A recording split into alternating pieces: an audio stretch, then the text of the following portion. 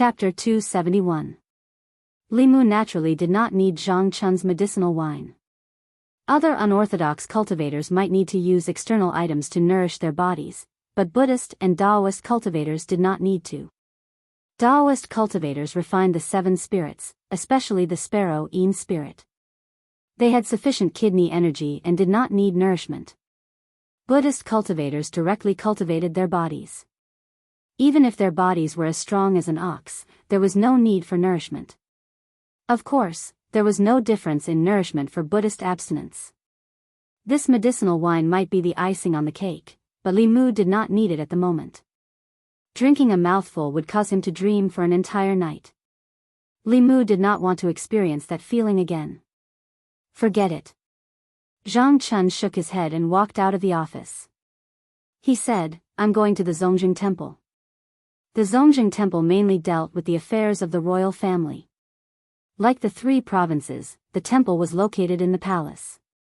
Zhang Chun entered the palace with the token of the Zongjing Temple's deputy and came to the entrance of the temple. The 2 guards at the entrance came up to him and asked, "Sir, what brings you to the Zongjing Temple?"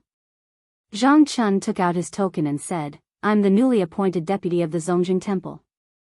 The 2 guards had long heard that the Zongjing Temple had expanded with an additional deputy and deputy. After seeing the token, they immediately said respectfully, "Greetings, deputy. Please come in." One of them brought Zhang Chun to a remote office and said, "Sir, the deputy has already made arrangements. This will be your office in the future." Zhang Chun asked, "Where are the deputy and deputy?" The guard said, "When there is nothing important, the 2 of them will not come here. Deputy Lu just came and left. Deputy Feng is taking an afternoon nap. When he wakes up, I will report to him." Zhang Chun moved a chair and sat down. He said, "This is my first time at the Zongjing Temple. Tell me what I have to do on a daily basis." The Jianghu said, "The most important thing for the Zongjing Temple is to manage the affairs of the royal family. If a member of the royal family gives birth to a child, it must be reported to the Zongjing Temple in a timely manner so that the royal bloodline can be recorded in the pedigree. When a member of the royal family is conferred a title, it must also be recorded by the Zongjing Temple. When a member of the royal family is to be conferred a title, it must also be recorded by the Zongjing Temple."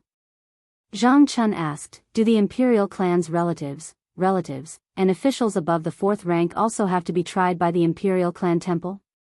Zhang Gu stared blankly for a moment before nodding his head and saying, "According to the law, if a member of the imperial family or a high-ranking official violates the law, only the imperial clan temple can judge him. Although this was the law, if a member of the royal family or a high official of the country who needed to be judged by the imperial clan temple committed a crime, they could settle it with their own power. How could they be judged by the imperial clan temple, unless they committed a rebellion?" Zhang Chun continued to ask, "What's the process of the imperial clan temple's trial?" Zhang Gu said, "First, we have to summon the member of the imperial family or the official who violated the law." Zhang Chun said indifferently, "Go to the secretariat and summon the left assistant minister of the secretariat, Cui Ming." Zhang Gu stared blankly for a moment, suspecting that he had heard wrongly. Wasn't the left assistant minister of the secretariat the emperor's son-in-law? Did he eat a bear's heart and leopard's guts to summon the emperor's son-in-law? Didn't you hear? Zhang Chun repeated, "Go to the secretariat and summon the left assistant minister of the secretariat, Cui Ming. He is involved in a major case." Zhang Gu stared blankly for a moment, then clutched his stomach and said, "Lord, this lowly official suddenly has an unbearable abdominal pain. I need to go to the toilet, please forgive me." After saying that, he ignored Zhang Chun and ran out like a wisp of smoke. In another yamen, Zhang Gu hurriedly ran in and shook the person sleeping on the table awake. He hurriedly said, "Lord Feng, it's not good, it's not good." Deputy Minister Feng, who was disturbed from his good sleep, raised his head. A trace of anger appeared on his face as he asked, "What's the matter? Why are you so flustered?" The Jianghu said, "The new deputy temple head is here." Deputy Minister Feng frowned and said, "If he's here, so be it." "Why? Do I have to personally welcome him?" Zhang Gu said in a panic, "No, he just arrived at the Imperial Clan Temple and wants to summon Assistant Minister Cui for questioning." What should this lowly official do? Hearing the two words, Assistant Minister Chui, Deputy Minister Feng immediately sobered up and asked, Assistant Minister Chui, which Assistant Minister Chui? Jianghu said, Assistant Minister of the Secretariat, Chui Ming, Princess Yunyang's son-in-law. Deputy Minister Feng stood up and said in shock, is he crazy? It's his first day at the Imperial Clan Temple. He hasn't even settled down in his position, yet he dares to find trouble with Prince Consort Chui. After Jianghu left, Zhang Chun waited in the yamen. He didn't see Jianghu, but a man wearing the same official uniform as him came. The man walked in and introduced himself, I'm Feng Jia, Deputy Minister of the Imperial Clan Temple.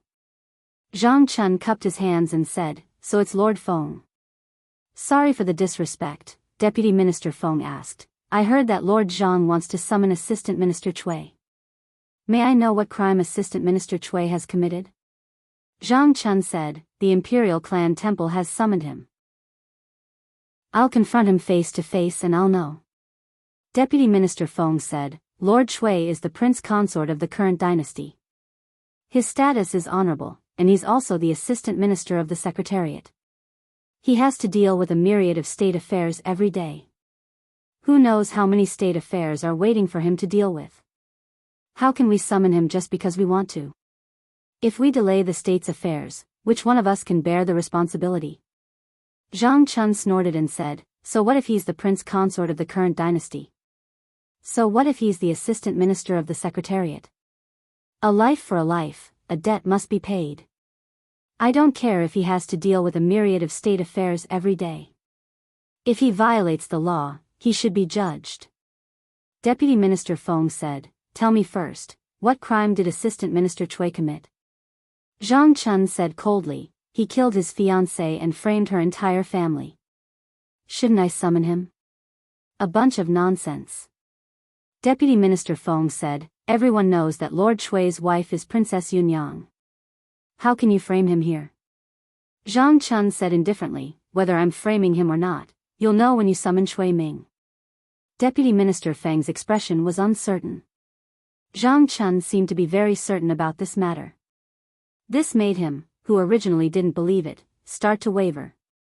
He also knew a little about Assistant Minister Chui's past. He was originally the son-in-law of the Zhejiang prefectural governor. Later, the Zhejiang prefectural governor colluded with the demon sect and his entire family was massacred. Chui Ming made a meritorious report and was placed in an important position by the previous emperor.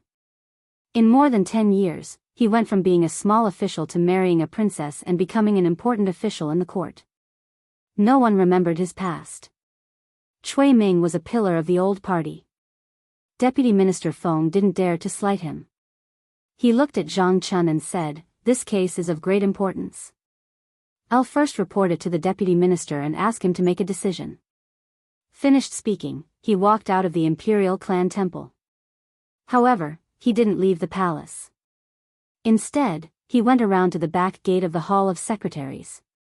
He summoned the gatekeeper and said, I'm the deputy minister of the Imperial Clan Temple, Feng Jia. Go and report to Assistant Minister Chui that I have an important matter to discuss with him. The gatekeeper said, Sir, please wait a moment. I'll go and report to Lord Chui. Before long, Chui Ming walked out. Deputy Minister Feng hurriedly went up to him and said, Greetings, Prince Consort. Chui Ming glanced at him indifferently and asked, What business do you have with me? Deputy Minister Feng asked, Does Prince Consort know that a new deputy minister has come to the Imperial Clan Temple? Chui Ming glanced at him and asked, Is this related to the important matter you're looking for me for?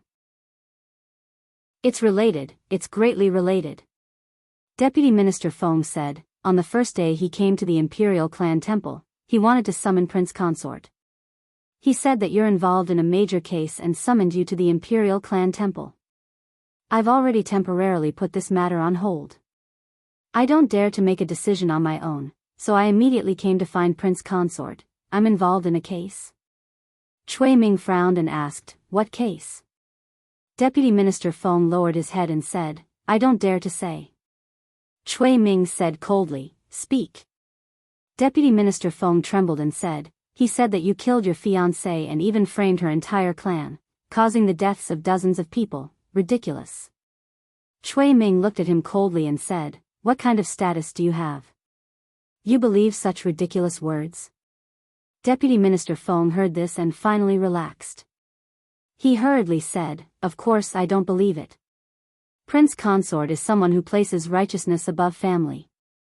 How could you do something worse than a beast?" He revealed a smile and said, "I'll be going back first." Seeing Deputy Minister Feng leave, Cui Ming's face gradually darkened. It had been 20 years since the incident. Everyone in the Chu clan had been sentenced to death for colluding with the heretical cultivation. He had personally seen his entire family, including the servants, decapitated and their souls scattered. Other than him, no one else knew about this matter. How did the new Imperial Clan Temple minister find out? Moreover, the words Imperial Clan Temple sounded familiar to him. The more he thought about it, the more familiar it seemed. However, he had never been to the Imperial Clan Temple and had never had any interactions with the officials of the Imperial Clan Temple. He returned to the secretariat with deep thoughts. Coincidentally, a few people walked out of a yamen. "Take care, Lord Li, you've worked hard. It's finally over." These days, it's all thanks to Lord Li. Several officials from the secretariat escorted Li Mu out. With Li Mu's help, after half a month of discussion, the complete imperial examination system was finally settled. When Li Mu walked out of the secretariat, he turned his head and looked at Cui Ming standing in the courtyard. He smiled faintly. This smile seemed to strike Cui Ming's mind like a bolt of lightning. The Imperial Clan Temple. He finally remembered where his sense of familiarity with the Imperial Clan Temple came from. It came from Li Mu. In the past half a month, Li Mu had used the Imperial examination discussion to first break the situation where the old faction of the Shao clan completely controlled the Imperial Clan Temple. Then, he proposed that the Imperial Clan Temple supervise the Imperial examination and took the opportunity to expand the number of officials in the Imperial Clan Temple.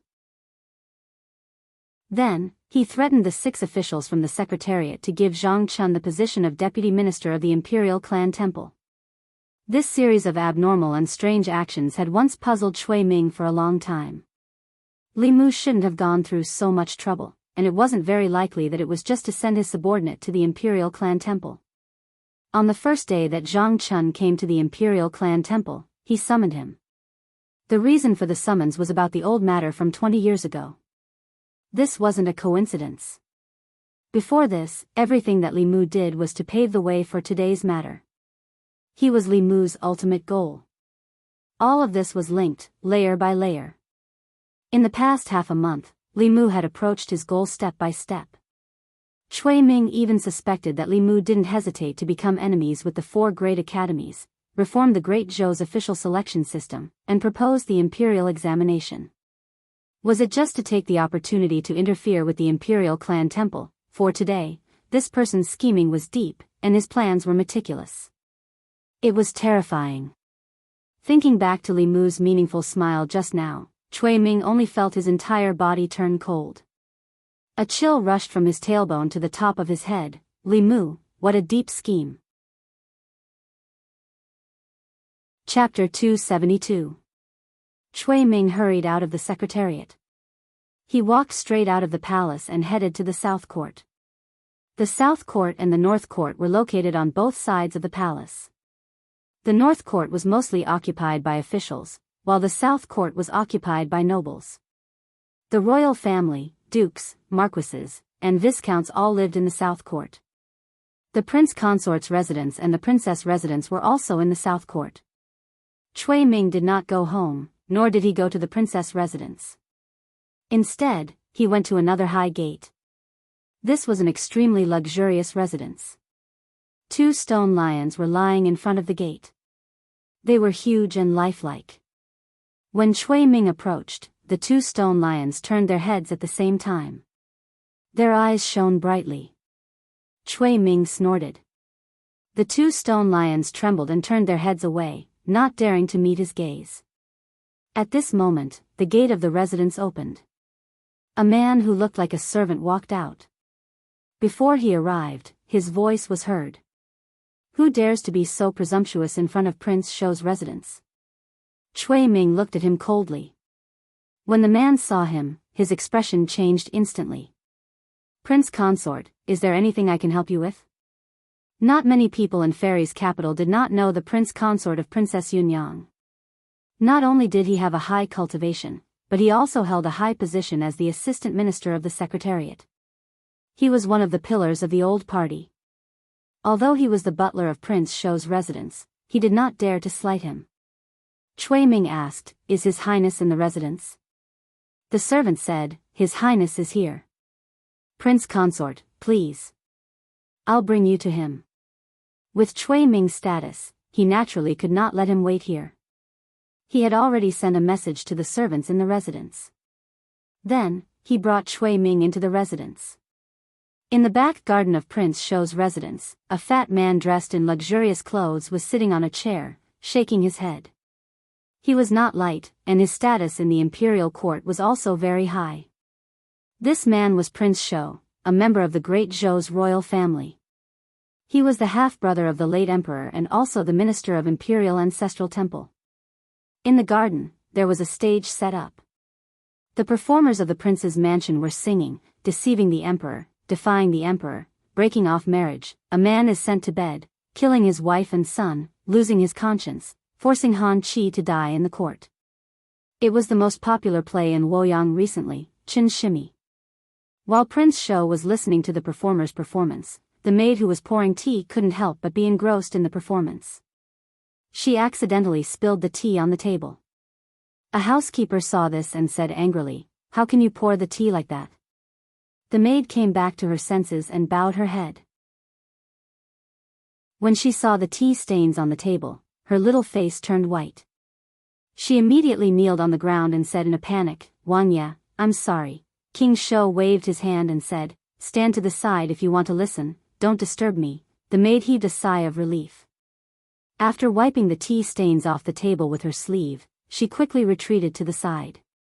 When another housekeeper came in with Chui Ming, Prince Shou rubbed his round belly and said, why is Lord Chui free to come to my mansion today? Men, bring a chair for Lord Chui, let's watch the show together. I have something important to discuss with Wang Ye. Chui Ming walked to the stage and looked at the performers and said, you all can leave now. The performers paused and looked at Prince Shou. I'm just in the mood. That ungrateful Qin Shimi who abandoned his wife and son is about to be struck to death. Prince Shou's face showed that he wanted to continue, but he still waved his hand helplessly and said, you all can leave now. The performers in the garden hurriedly left. Chui Ming looked at the guards behind Prince Shou and said, you all can leave as well. The guards were hesitant. Prince Shou waved his hand again and said, you all can leave now. Lord Chui is one of us.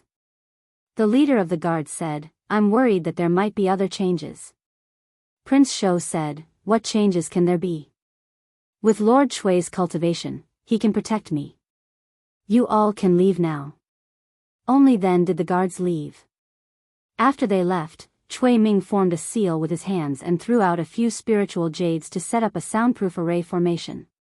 Prince Shou was surprised. What is it that made Lord Chui so cautious? After setting up the soundproof array formation, Chui Ming looked at Prince Shou and said, I'm in a bit of trouble and I need your help. Prince Shou looked around and said, since Lord Chui is so cautious, I'm afraid the trouble you're in isn't small, right? Chui Ming said, whether the trouble is big or small, it depends on the attitude of the Imperial Clan Temple. Do you know that there's a new deputy in the Imperial Clan Temple? Prince Shou was surprised. There's such a thing? Chui Ming knew that with Prince Shou's status, it was impossible for him to go to the Imperial Clan Temple often. He explained, the Imperial Court has restructured the Imperial Clan Temple. Since then, there are 2 vice ministers and 2 deputy ministers in the Imperial Clan Temple. The new deputy minister has brought me some trouble. Prince Shou asked, what trouble can a mere deputy minister bring to Lord Chui? Chui Ming said, 20 years ago, when I was the county magistrate of Yangqiu County, I once punished a family that colluded with the heretical cultivation. In the end, the deputy minister of the Imperial Clan Temple came back and accused me of killing my wife and exterminating the family. Wait. Prince Shou was puzzled. You punished a family that colluded with the heretical cultivation? Why did you accuse them of killing their wife and exterminating the family? Chui Ming's expression froze, then he said, in that family, there was a woman who was once my fiancée. However, they colluded with the heretical cultivation, which was not allowed by the law of the country. Thus, I decided to kill them for the sake of justice. However, I didn't expect to be framed. Why does this story sound so familiar? Prince Shou scratched his head as if he remembered something, then he said, I remember now. When the Zhejiang prefectural governor colluded with the demon sect, it was also Lord Shui who decided to kill his wife for the sake of justice. That's strange. Why does Lord Shui's father-in-law's family always do such things? If I didn't know that Lord Shui is a just and impartial person who doesn't even show mercy to his wife, I would have thought that the story of Qin Shimi was based on you. Chui Ming's expression was unnatural. How is that possible? Prince Shou smiled, I'm just saying. However, Qin Shimi's story is quite interesting. Lord Shui, you can watch it with me later. There's no need for that. I still have matters to attend to in the yamen. Chui Ming looked at Prince Shou and said, this matter is related to my reputation. I'll leave it to you, Your Highness. Prince Shou nodded and said, it's my duty. Lord Shui is one of us. I can't let anything happen to you. I'll go to the ancestral temple now. Chui Ming cupped his hands and said, thank you, Your Highness. Half an hour later, at the entrance of the ancestral temple. A new steward at the entrance saw a fat man walking towards them from afar and asked, who is this fat man? How dare he walk around the palace so casually? Are you blind? That's the head of the temple. Another steward kicked his butt and ran over. He said flatteringly, head of the temple, what brings you here today? Prince Shou looked at him and asked, I heard that there's a new head of the temple. What's his name and where is he now? The steward said, he's in the yamen. Prince Shou entered the ancestral temple and was led into a yamen by the steward. He looked at the person sitting in the yamen and asked, you're Zhang Chun? Zhang Chun raised his head and asked, who are you? The steward quickly explained, Lord Zhang, this is the head of the temple. He's also Prince Shou. Why aren't you greeting him? Zhang Chun stood up and cupped his hands, greetings, head of the temple. Prince Shou went straight to the point, you're the one who wants to sue Assistant Minister Chui. What is it? Do you have evidence? Zhang Chun said, it's been more than 20 years. It's hard to get evidence. However, there's justice in this world. Chui Ming might be able to hide what he did from the world, but not from the heavens. Prince Shou frowned, did Assistant Minister Chui really commit the crime of killing his wife and exterminating his family? Not just once. Zhang Chun said, he was originally from Yangqiu County in the North region. Not long after he was engaged to a woman from Yangqiu County, he got to know a woman from the local wealthy family. Before the marriage, the daughter of Zhejiang County's prefectural governor came to the North region and he got to know the daughter of Zhejiang County's prefectural governor. For his own future, he killed the woman from the wealthy family and framed her. A few years later, Zhejiang County's prefectural governor colluded with the demon sect and it was Chui Ming who exposed it. Zhejiang County's prefectural governor was executed. I now suspect that Zhejiang County's prefectural governor was also framed by him. What Chui Ming is best at is killing his wife and framing others so that he could have a meteoric rise in his career. He's worse than a beast. He's worse than a beast. Prince Shou's face turned red and he couldn't help but curse. Isn't a beast like him worse than Qin Shimi? He should be hacked into 1,000 pieces and die 1,000 times.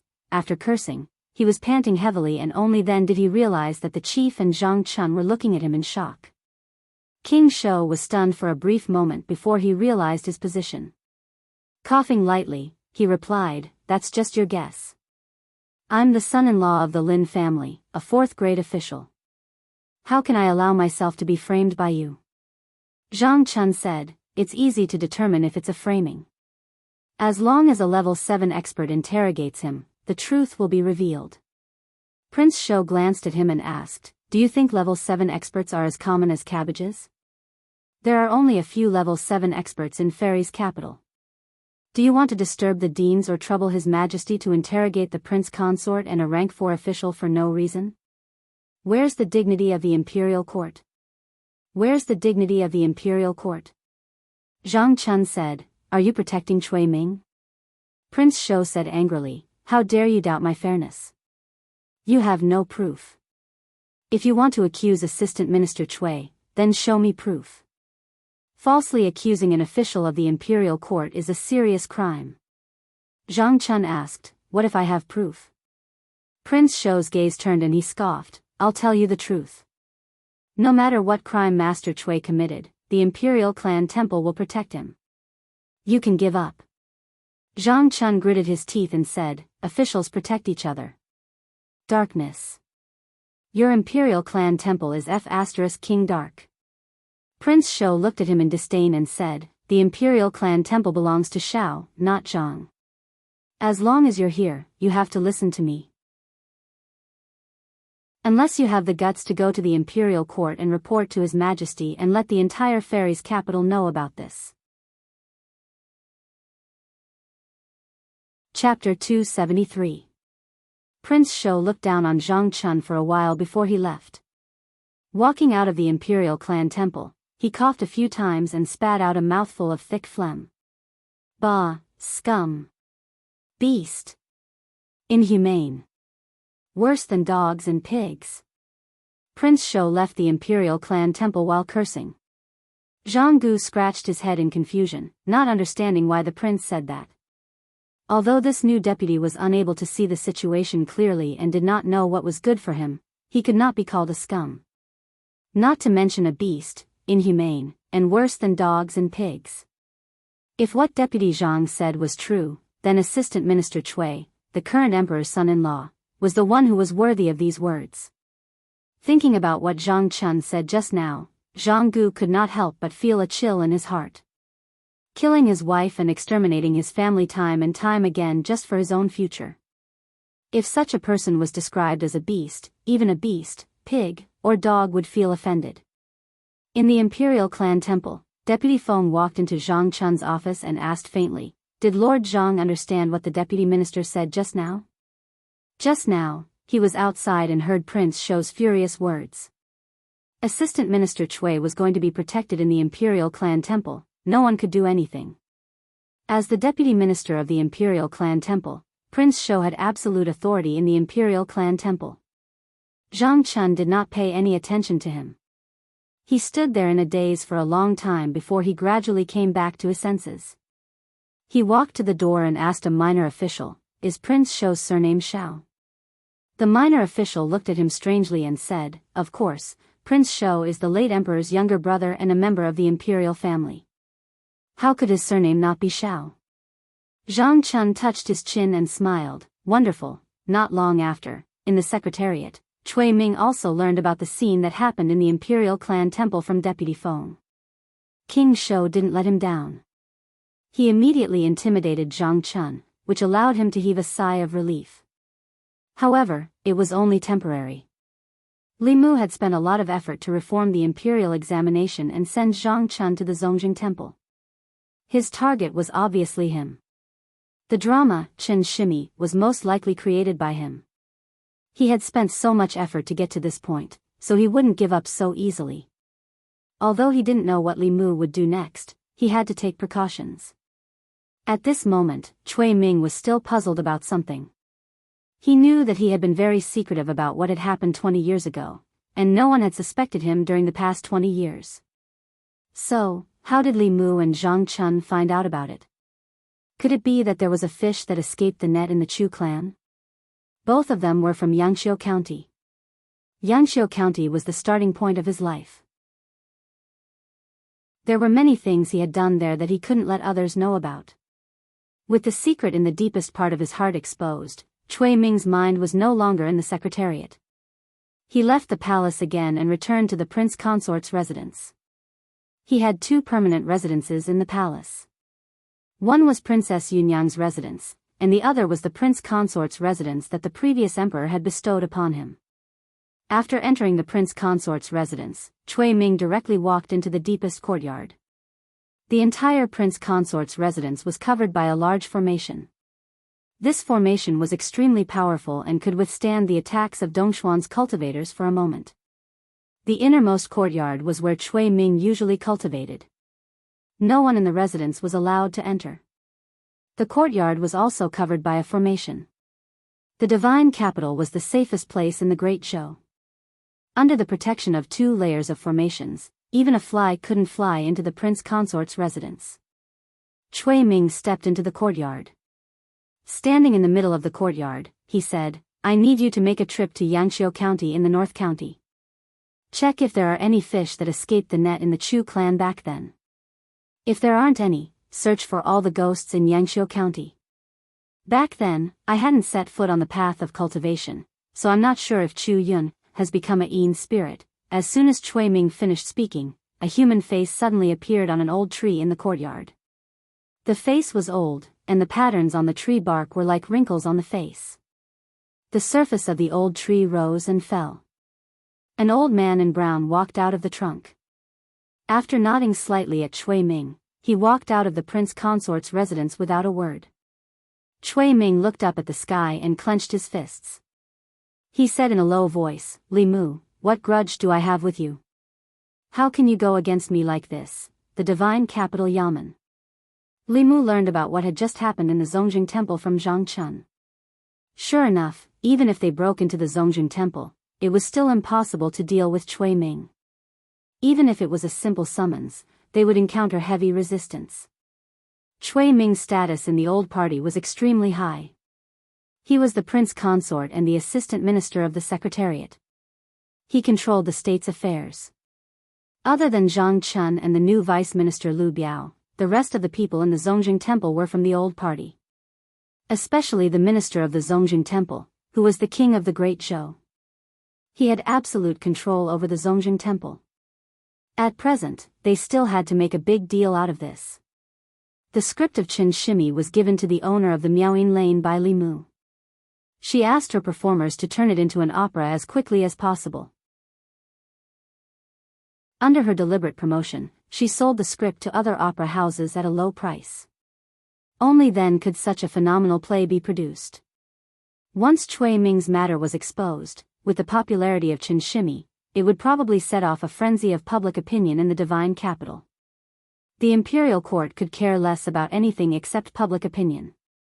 This was closely related to the faith of the people.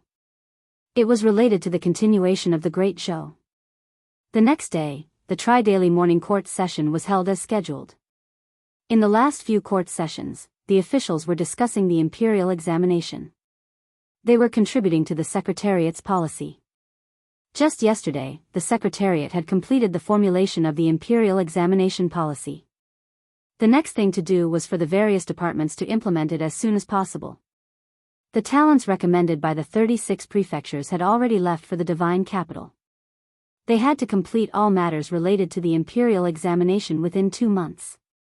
The morning court session today ended after more than 4 hours of discussion.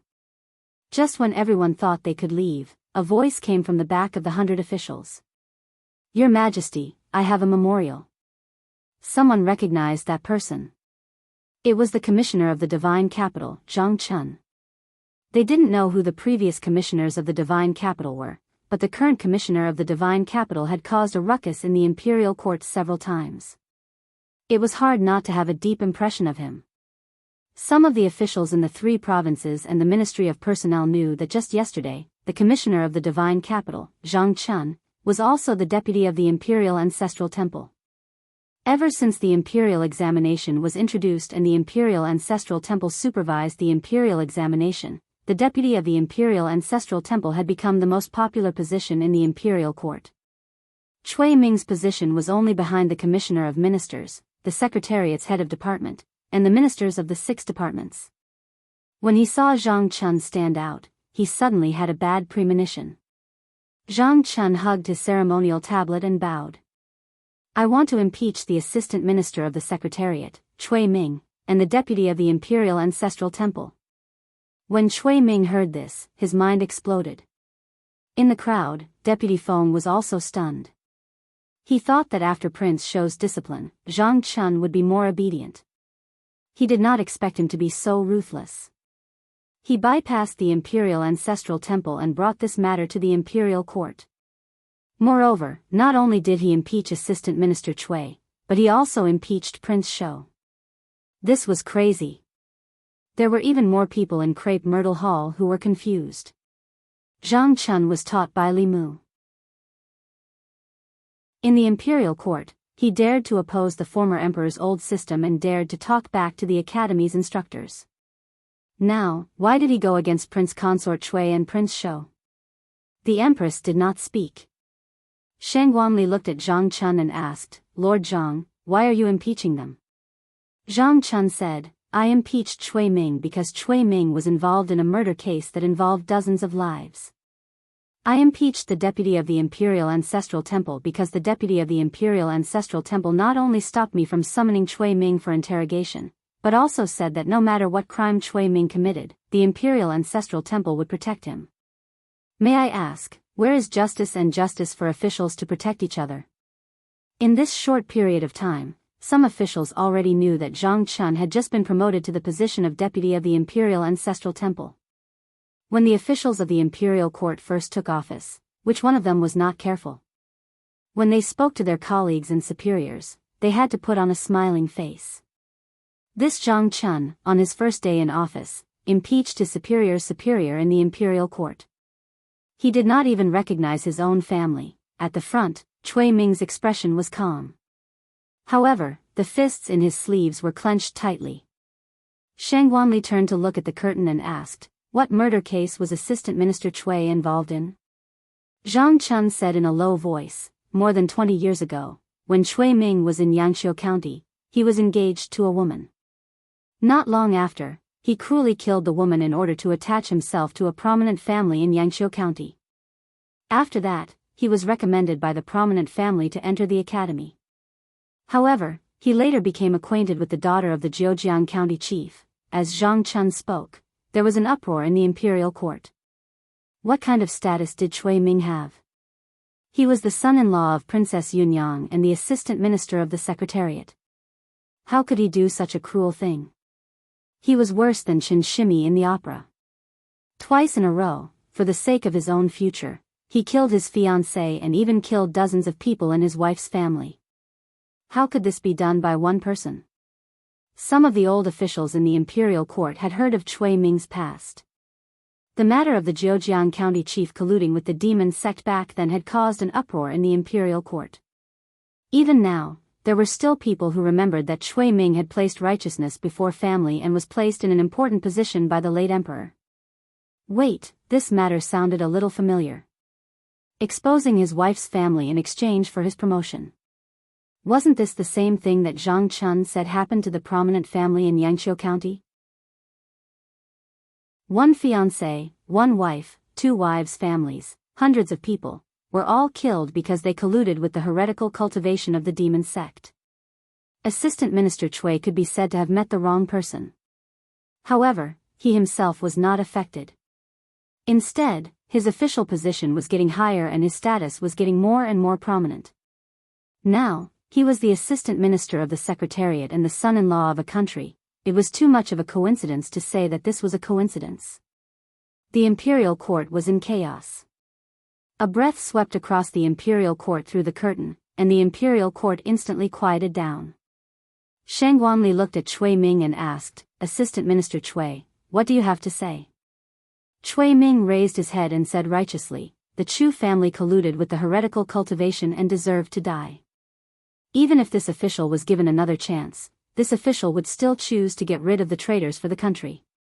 Assistant Minister Zhang only heard a few words of slander from a despicable person and slandered this official in the imperial court. What are your intentions? Chapter 274.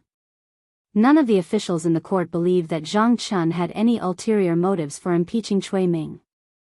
Although Zhang Chun and Li Mu both disowned each other and disliked each other, they had one thing in common, and that was that they had no selfish motives.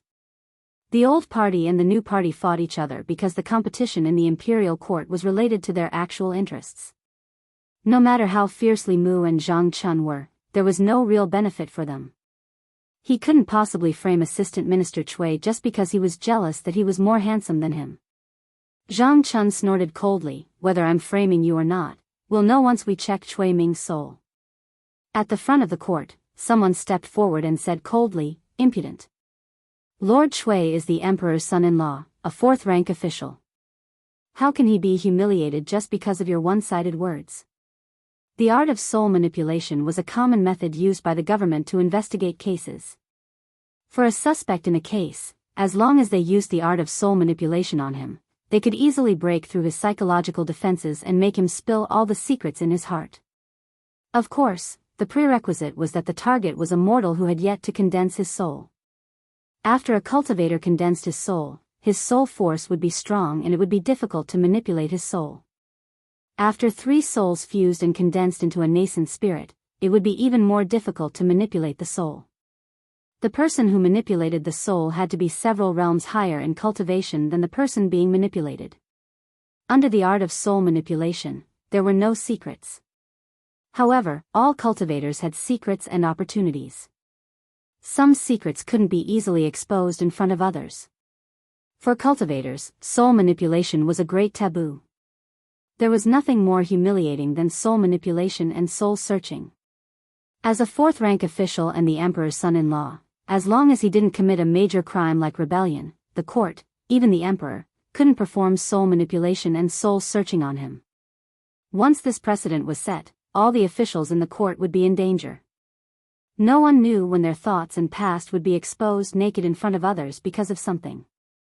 This was a bottom line that couldn't be easily crossed at the national level. Furthermore, it wasn't impossible for experts to tamper with their memories and souls. Relying too much on them would sometimes backfire. After the Minister of Personnel scolded Zhang Chun, Cui Ming stood up and said, I've always been open and aboveboard. I'm willing to accept the soul search, Your Majesty. Please clear my name.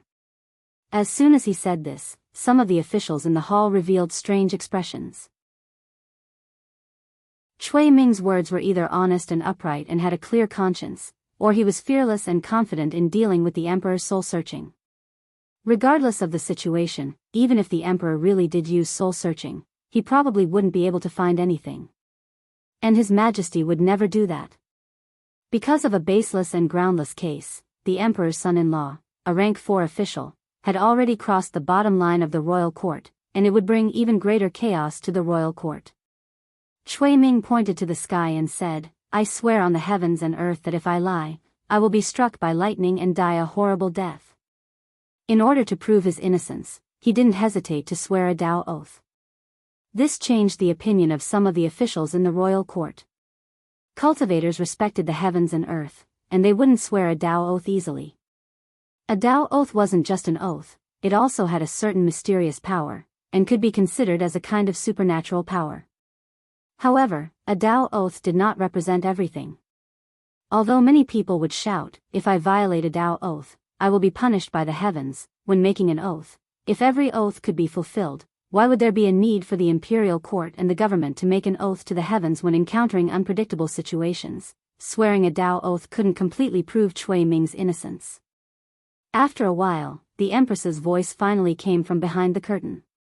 This case will be jointly investigated by the Ministry of Justice and the Imperial Clan Temple. Assistant Minister Cui will have to cooperate with the investigation. Cui Ming said, Yes, Your Majesty. Shang Wanli stepped forward and said, The court is dismissed. From the beginning to the end, the Empress only mentioned Cui Ming and didn't mention Prince Shou. The officials also tacitly chose to forget about it. Prince Shou was a former member of the royal family, and his identity was sensitive. As long as he didn't commit any serious crimes, it wouldn't be easy to deal with him. Cui Ming's identity was noble, and even if he was involved in a case, his freedom wasn't restricted. When he left the Ziwei Hall, he glanced at Zhang Chun and then went to the secretariat. Zhang Chun walked out of the hall, and Minister Feng chased after him. He said angrily, You, Zhang Chun, you really have the guts of a leopard. You dare to talk nonsense in the royal court without any evidence? Do you think the prince consort can make a false accusation? If the Ministry of Justice finds out that Lord Cui is innocent, your official position will be gone. Zhang Chun glanced at him indifferently and said, "You can say that after his innocence is proven." Minister Feng left angrily, and Li Mu walked up from behind. Zhang Chun looked at him and asked, "Are you sure you have a witness?" Li Mu touched the ring on his finger and said, "Don't worry, even if the Ministry of Justice and the Zongjing Temple weren't willing to punish Cui Ming, they had to follow the Empress's orders. The court was set up in the Ministry of Justice. To prevent the Zongjing Temple and the Ministry of Justice from being biased, the Empress added that the trial would be held in public. The meaning of public trial was that all the procedures would be supervised by other officials or the people. The trial process would be transparent, and any favoritism would be avoided. The person who sued Cui Ming was Zhang Chun, so he naturally couldn't be absent. The Zongjing Temple was attended by Prince Shou, and the Ministry of Justice was presided over by Assistant Minister Zhou Zhong. Other than that, there were a few officials from the Censorate and the Dali Temple. Li Mu was one of the officials from the Censorate. The people of Shendu also heard about it, and they all gathered outside the Ministry of Justice. Cui Ming was a relative of the emperor, and also an important official in the royal court. The country's scandal shouldn't be aired in public. Under normal circumstances, the Zongjing Temple's trial would be held in secret. This time, the Ministry of Justice didn't let the people in and closed the door. Since the people couldn't see what was going on inside, the discussions became even more heated. Who are they interrogating? Why are they making such a big fuss? I saw many officials entering earlier, and they didn't even let us in. I know. My relative works in the Zongjing Temple. Yesterday, Lord Zhang and the head of the Zongjing Temple quarreled. I heard that Prince Consort Cui committed a huge crime, and Lord Zhang wanted to investigate it, but the head of the Zongjing Temple refused to let him. What crime did Prince Consort Cui commit? I heard that he killed his wife and her family for his future. Tisk, that's so vicious. Isn't he more detestable than Qin Shimi? I don't know if it's true or not, but the people interrogating Prince Consort Cui are the Assistant Minister of Justice and the head of the Zongjing Temple. They are in cahoots, so what can they get out of it? In the court of the Ministry of Justice, Cui Ming's case was presided over by Assistant Minister Zhou Zhong of the Ministry of Justice, and Prince Shou of the Zongjing Temple as his assistant. In terms of status, relatives of the royal family and officials of the fourth rank and above were under the jurisdiction of the Zongjing Temple. However, after Zhang Chun impeached Prince Shou in the imperial court, although the emperor did not punish him, it was still inappropriate for him to be the presiding judge. Although Cui Ming was the defendant, he could sit in the court because of his noble status. Zhang Chun, on the other hand, had to stand at the side. Behind the table, Assistant Minister Zhou Zhong of the Ministry of Justice patted the gavel and looked at Zhang Chun. He asked, "Deputy Zhang, you said that Assistant Minister Cui killed the Chu family in Yangqiu County 20 years ago and framed the Chu family for colluding with the heretical cultivation. Do you have any evidence? If you don't, the crime of wantonly framing a relative of the royal family and an important official in the imperial court is not light." Cui Ming sat on the chair with a calm expression. He looked calm, but his attention was all on Zhang Chun. When Zhang Chun found out about this, he did not panic. What he feared the most was how Zhang Chun found out about the matter between Su He and Chu Yun, more than 20 years ago. If Zhang Chun accidentally found out about the matter between the Chu family and Su He when he was the county magistrate of Yangqiu County and used this to slander him and ruin his reputation in Fairy's capital, he would make Zhang Chun pay an even more painful price after this matter. He was worried that Zhang Chun really had some information that could be used against him. Zhang Chun raised his head and looked at Zhou Zhong. He smiled and said, "I've been the county magistrate for more than 10 years. Without evidence, how would I dare to slander the current emperor's son-in-law?" Cui Ming's eyelids twitched. He looked at Zhang Chun. Zhou Zhong said, "Since Deputy Zhang has evidence, take it out." Zhang Chun took out a piece of spiritual jade. He held it in his hand and crushed it. A cloud of mist emerged from the spiritual jade and finally turned into the figure of a woman. It was Madame Chu, who had been stripped of her sword spirit identity by Li Mu. The moment Madame Chu appeared, she saw the figure sitting on the chair. For more than 20 years, she had been thinking about this figure all the time. She wanted to drink his blood, eat his flesh, and burn his soul with ghost fire day and night. The intense hatred made her lose her mind in an instant. Black chi surged around her body, and her eyes turned blood red. She pounced on Cui Ming and said sternly, "Cui Ming, give me your life." The moment Madame Chu appeared, Cui Ming could no longer maintain his composure. He stood up abruptly. The next moment, Madame Chu's ghostly figure pounced on him. Cui Ming was not shocked.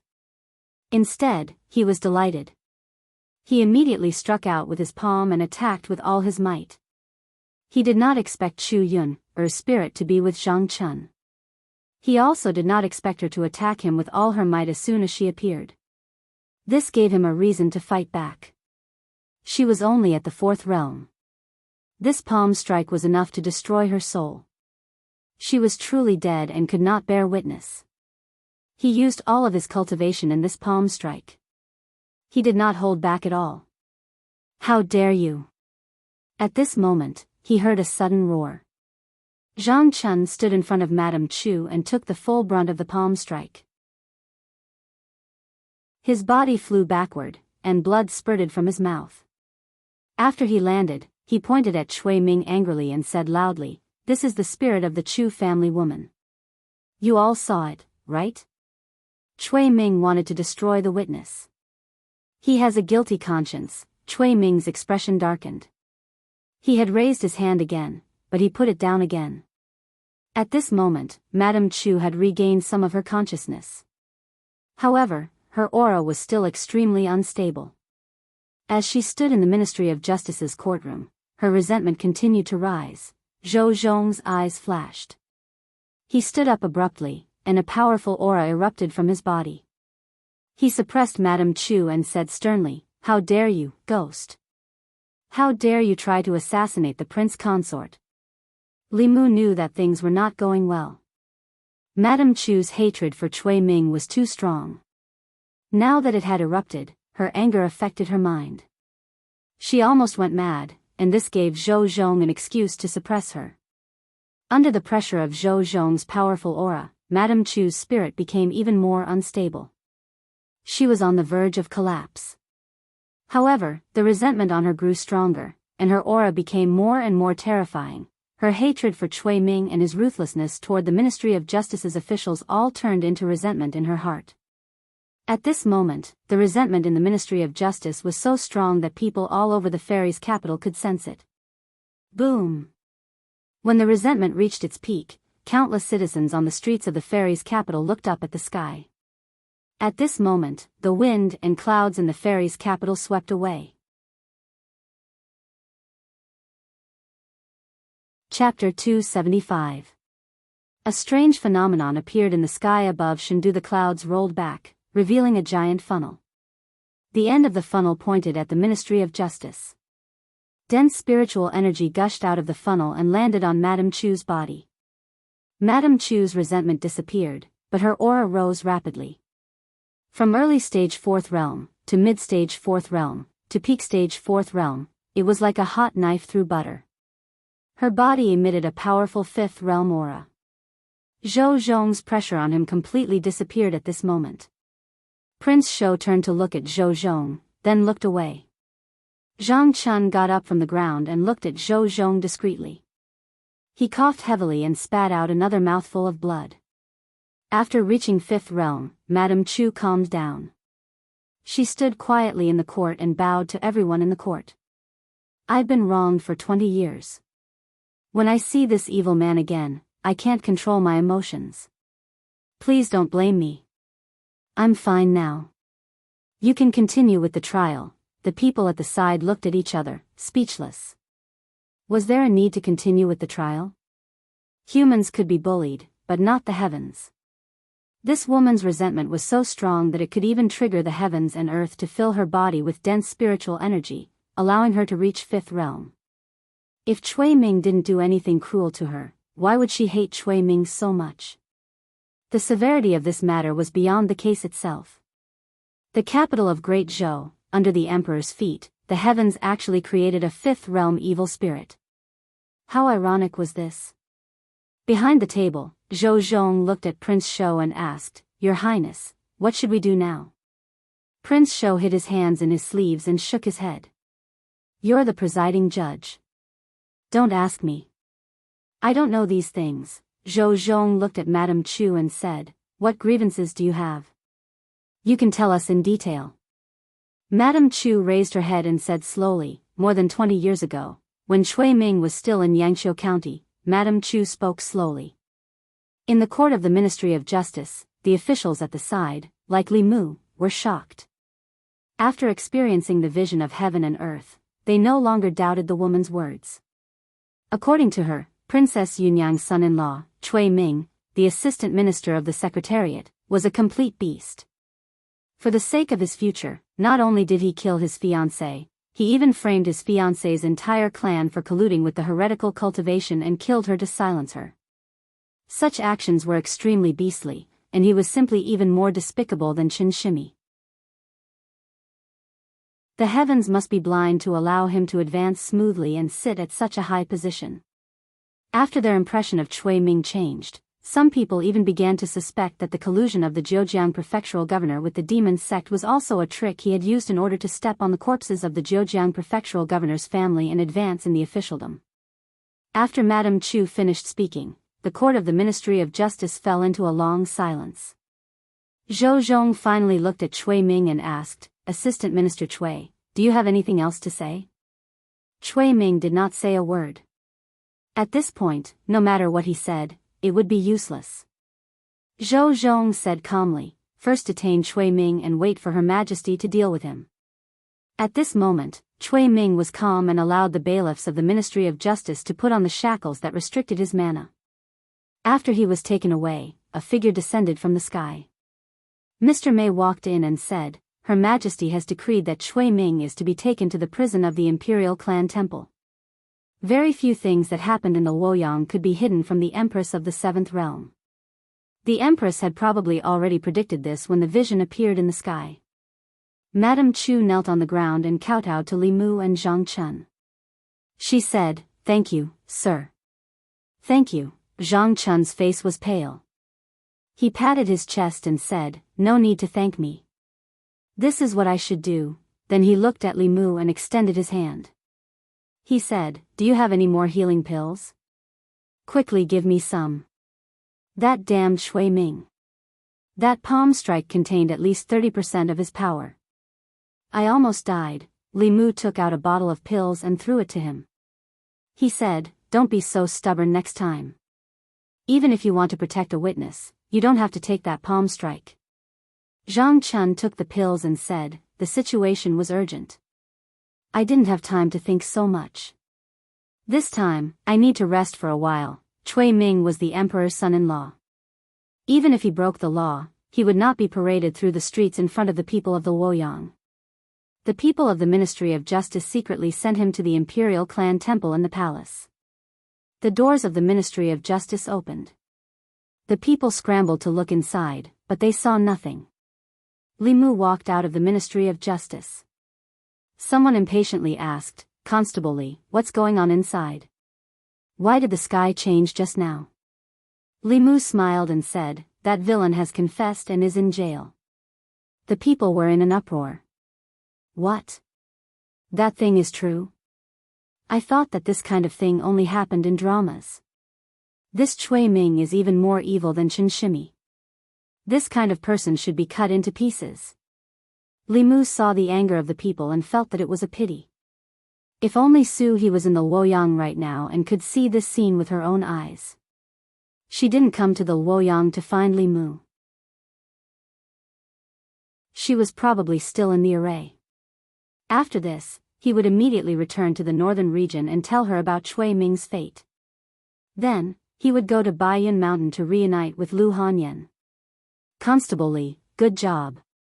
Thanks to you, this villain can be punished. You really are the justice of the Luoyang. Please accept our respect. Sensing the strong psyche power from the people, Li Mu was stunned. Usually, he would redress the grievances for the people. Perhaps the people were used to it. However, he had been plotting behind the scenes this whole time.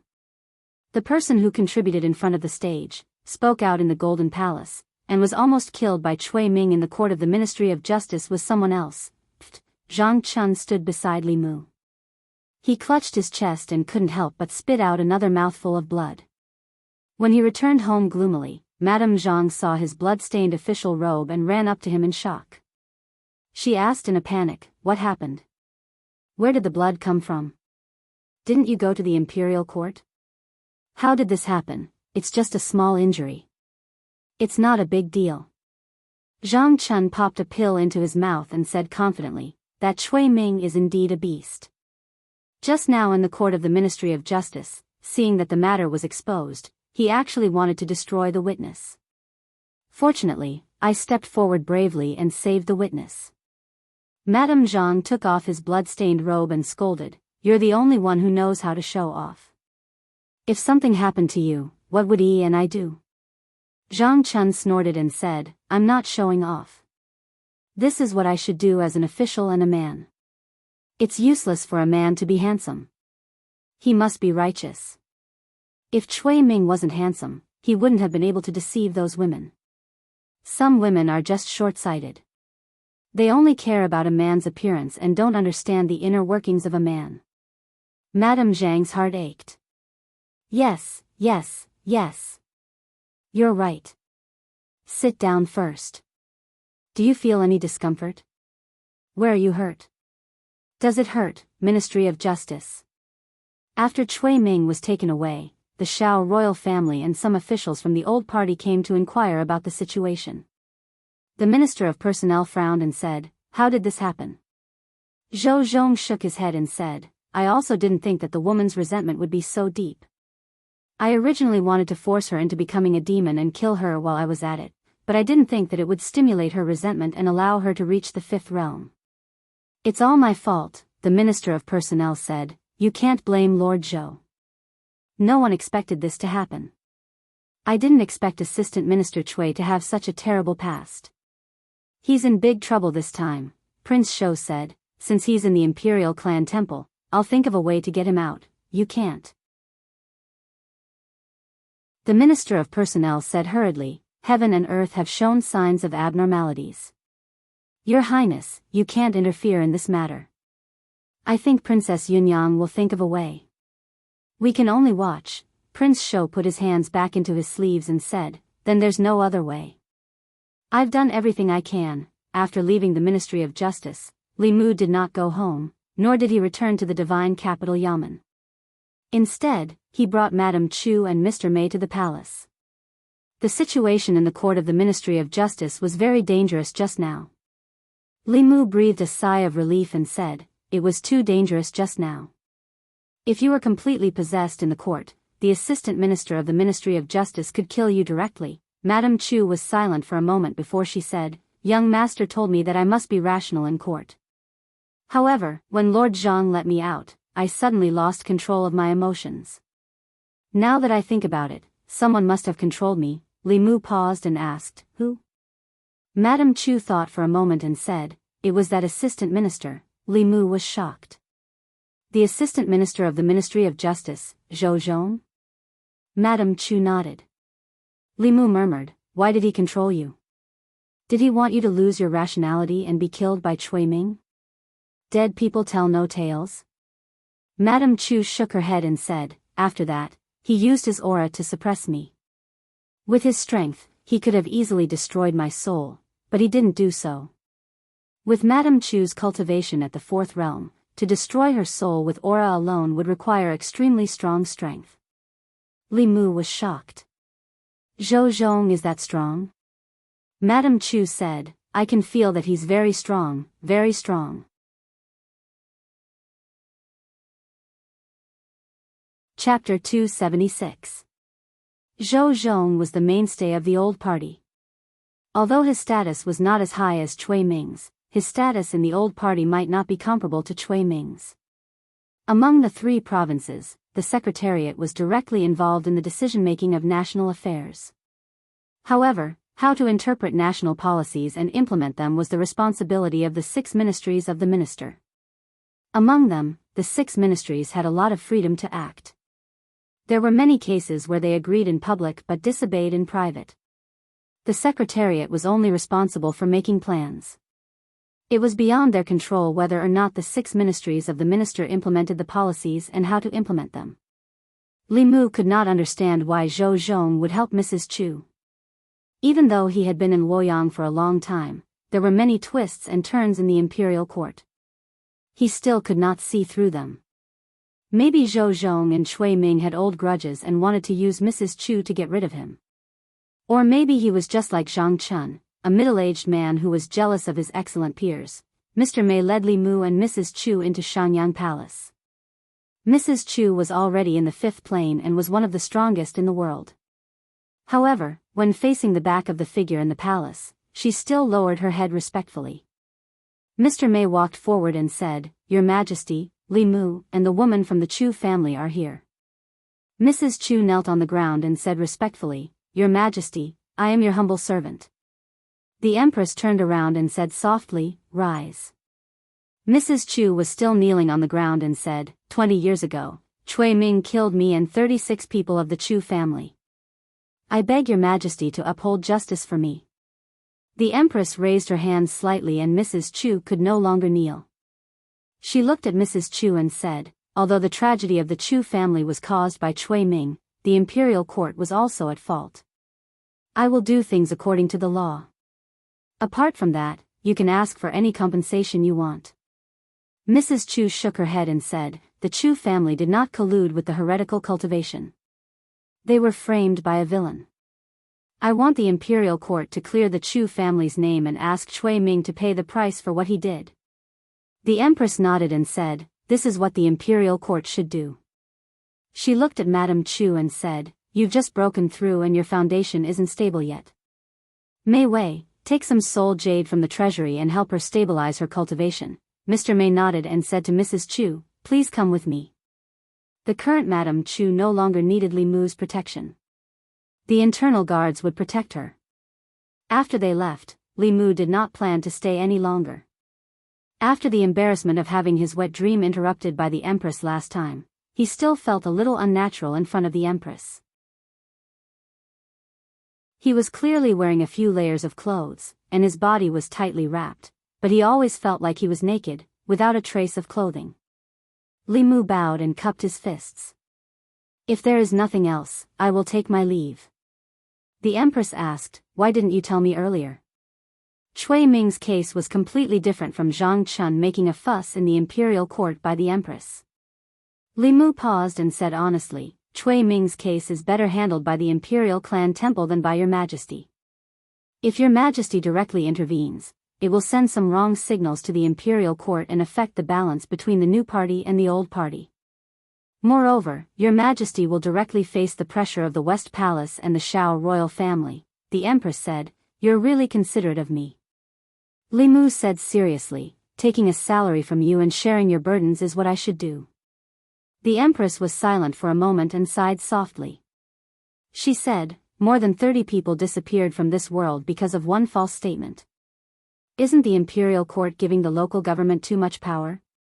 Li Mu had considered this problem before. When dealing with Zhao Yong and Ren Yuan, as long as the Zhang County magistrate submitted the application and the county government checked the file and found no suspicious points, they could sign the document of execution. In reality, the person in charge of the life and death of the people was the county magistrate. There was a saying among the people, "Break a family's county magistrate, destroy a family's county magistrate." A county magistrate could destroy the families of the ordinary people in his jurisdiction. A county magistrate could destroy a family and confiscate a family's property with just a word. This would greatly increase the efficiency of closing cases, but it could easily lead to a large number of unjust, false, and wrong cases. Human lives were greater than heaven. This system of Great Zhou was indeed too hasty. He looked at the Empress and said, "Human lives are at stake. Why don't we take back the authority of local officials? Sentences above execution need to be submitted to the Ministry of Justice for approval and finally handed to your Majesty for approval and then sent to each county." The Empress thought for a moment and nodded. "Your suggestion is very good. When you leave the palace, go to the Hall of Secretaries to pass on my decree.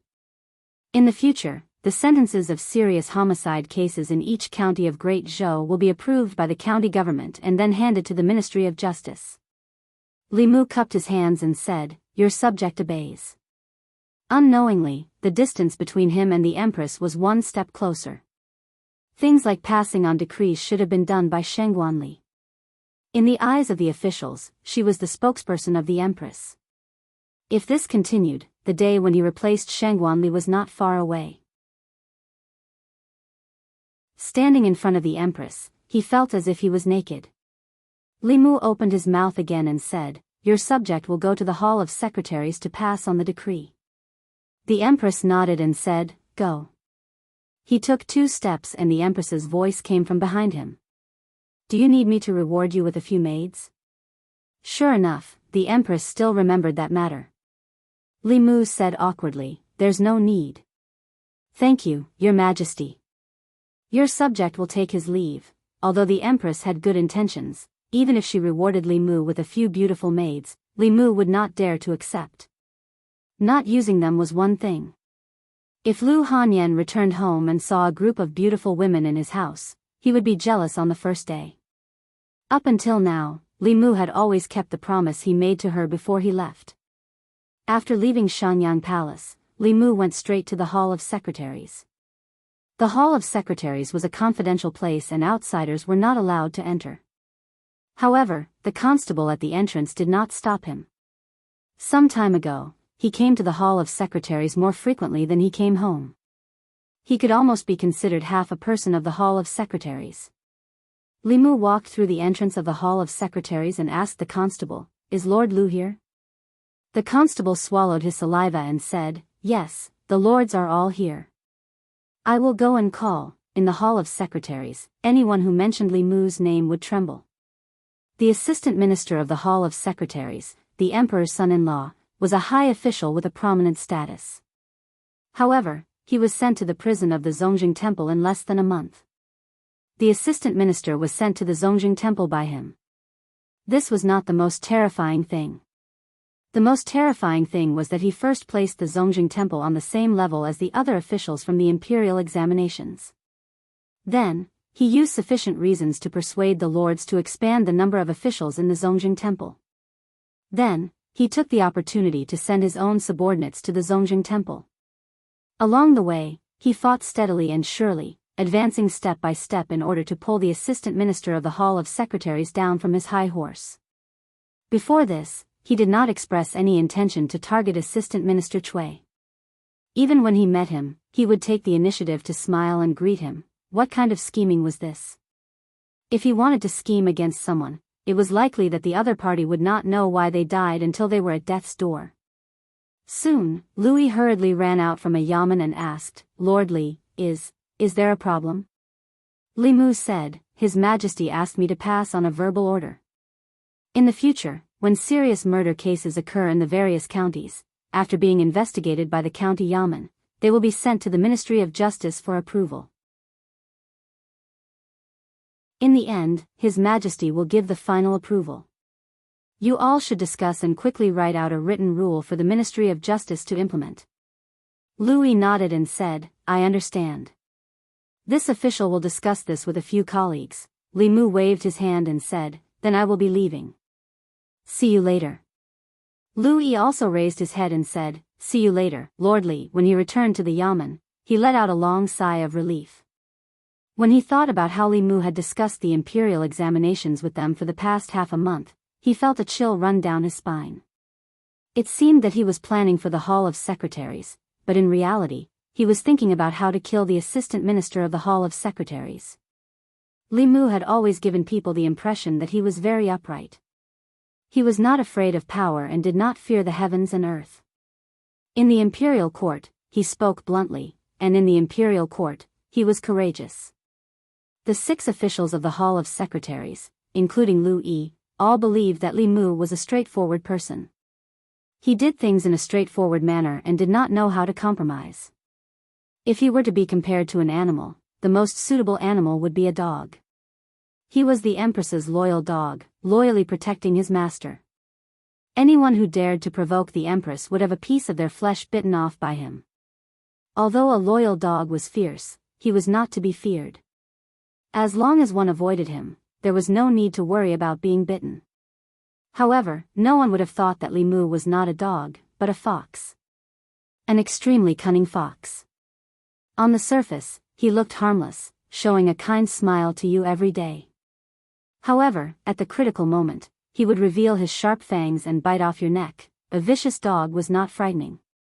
What was frightening was a cunning fox.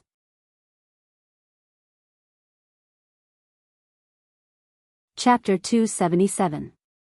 When he walked out of the secretariat, Li Mu sighed softly. Half a month ago, Lu Yi was so warm to him, calling him brotherly. Just now, in the secretariat, Lu Yi's attitude towards him had changed dramatically. Warmth became politeness, politeness with alienation, and within the alienation with vigilance. Obviously, after the incident with Cui Ming, the straight man image he had painstakingly built had collapsed. Before today, the courtiers at most thought that he was a bootlicker of the Empress.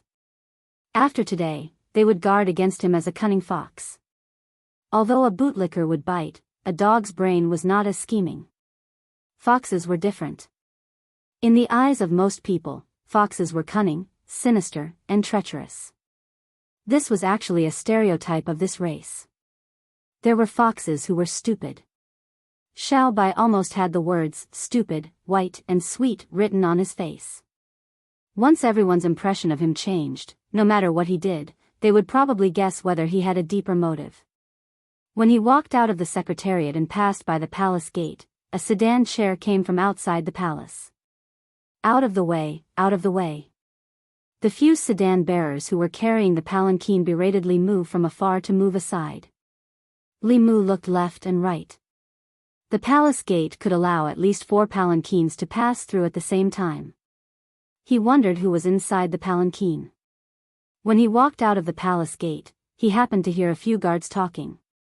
It's Princess Yunyang's sedan chair. The prince consort is in prison. The princess can't sit still anymore. The prince consort's character is so bad. The princess should just kick him away and let him fend for himself. Hearing Princess Yunyang's name, Li Mu looked back. The sedan chair had disappeared at the end of his line of sight. Judging from the direction, it should be going to the West Palace. The West Palace was occupied by the previous emperor's concubines. Although the great Zhou emperor had changed his surname, after the empress ascended the throne, she did not purge the Shao royal family. She also did not make things difficult for the concubines left behind by the previous emperor. They were still allowed to live in the West Palace and were treated according to the etiquette of imperial concubines. When Mr. Mei mentioned Cui Ming and Princess Yunyang, his face was full of disdain. He looked down on the couple and thought that they were probably jackals of the same tribe.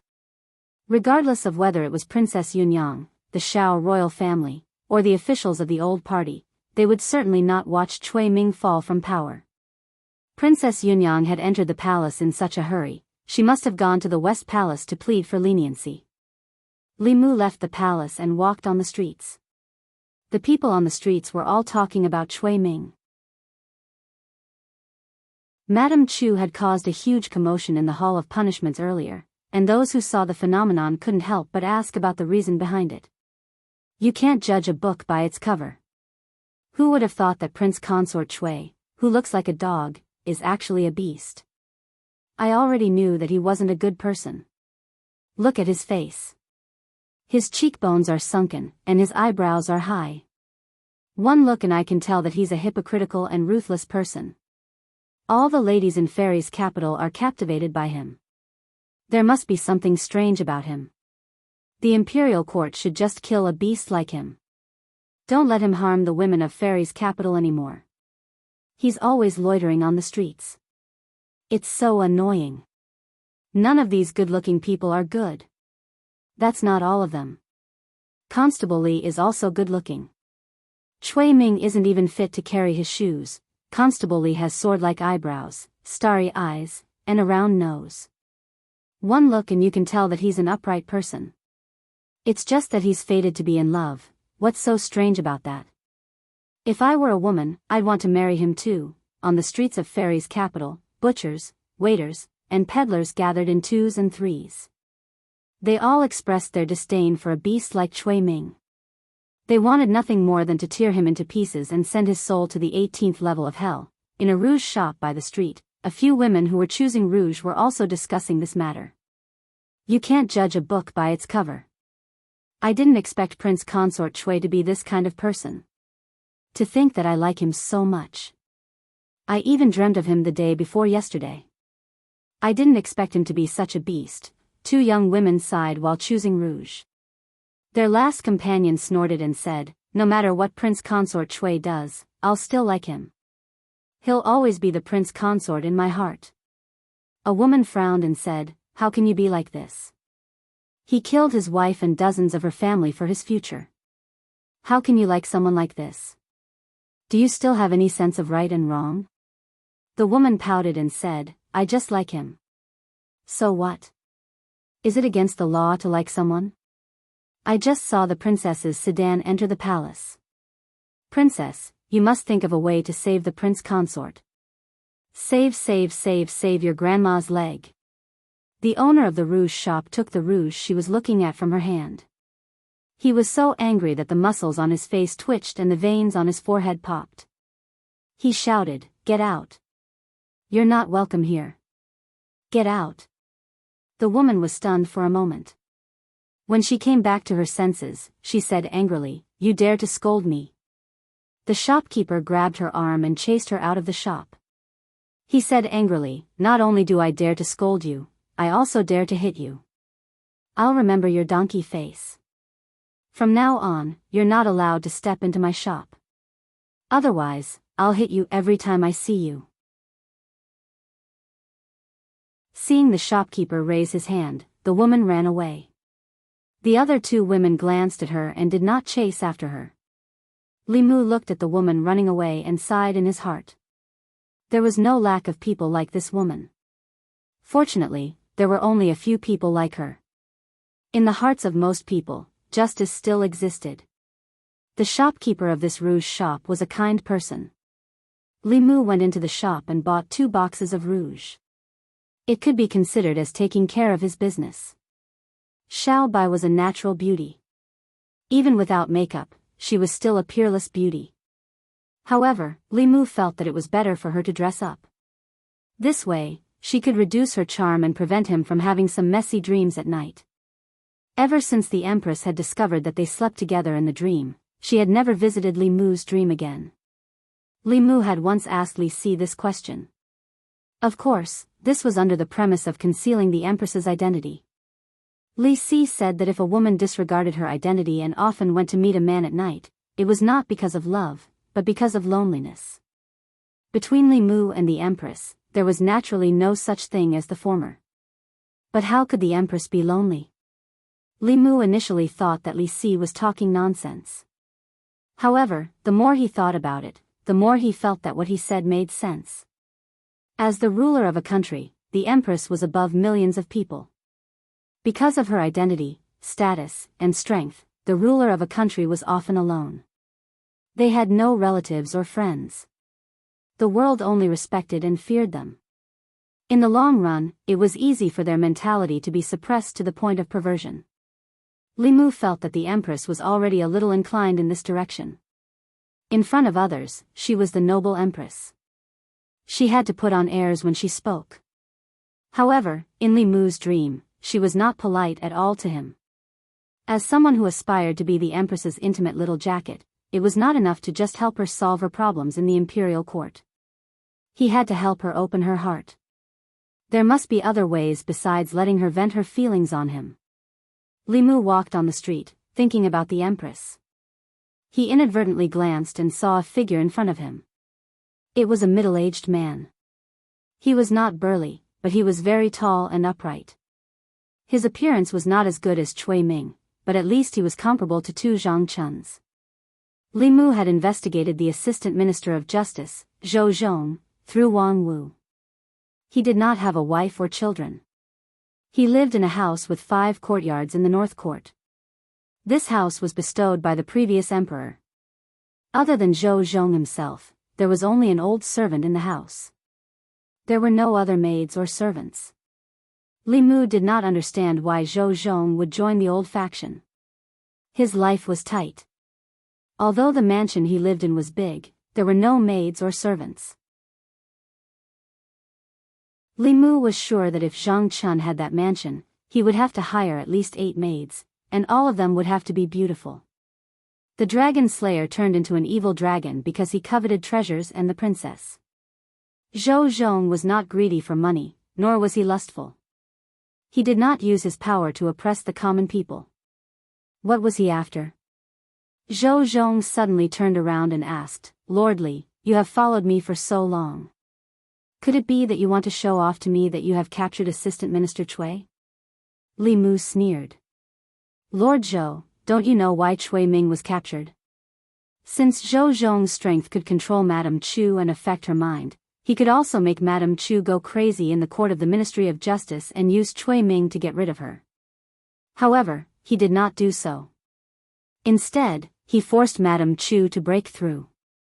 If Zhou Zhong did not have a grudge against Cui Ming, then there was a mole in the old faction. Zhou Zhong glanced at him and said, "The affairs of the court are not as you imagine. It is too early to talk about victory or defeat." Li Mu asked, "What do you mean?" Zhou Zhong said, "You will know by tomorrow at the latest." After saying this, he turned to leave. After taking 2 steps, he paused and turned back to say, "The Chu family's matter can be considered a wake-up call for the court. If you really want to serve the people wholeheartedly, you should propose to His Majesty to take back the right to kill the people in each county." Li Mu said, "Lord Zhou, you don't have to worry about this. I have just reported this matter to His Majesty. In the future, after the counties review the cases, the case files will be submitted to the Ministry of Justice for review. His Majesty will approve it and distribute it to the counties." Zhou Zhong nodded and said, "That is good." Li Mu thought of something. He looked at Zhou Zhong and asked, "If I remember correctly, Lord Zhou pushed for this law reform more than 10 years ago. Why was it abolished later?" Zhou Zhong said indifferently, "Because His Majesty found it troublesome." Li Mu cursed inwardly. Many of the decrees and laws of His Majesty's time were left to this day. The good great Zhou was ruined by His Majesty. Now that the world was taken over by His Majesty could only blame His Majesty.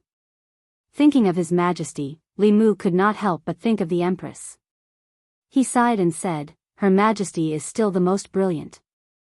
Zhou Zhong nodded in agreement and said, "Although loyal dogs are hard to come by, they must meet a wise ruler." Li Mu rejoiced and said, "Fortunately, I met Her Majesty." Then he realized something. He raised his head and said angrily, "Who are you calling a dog?"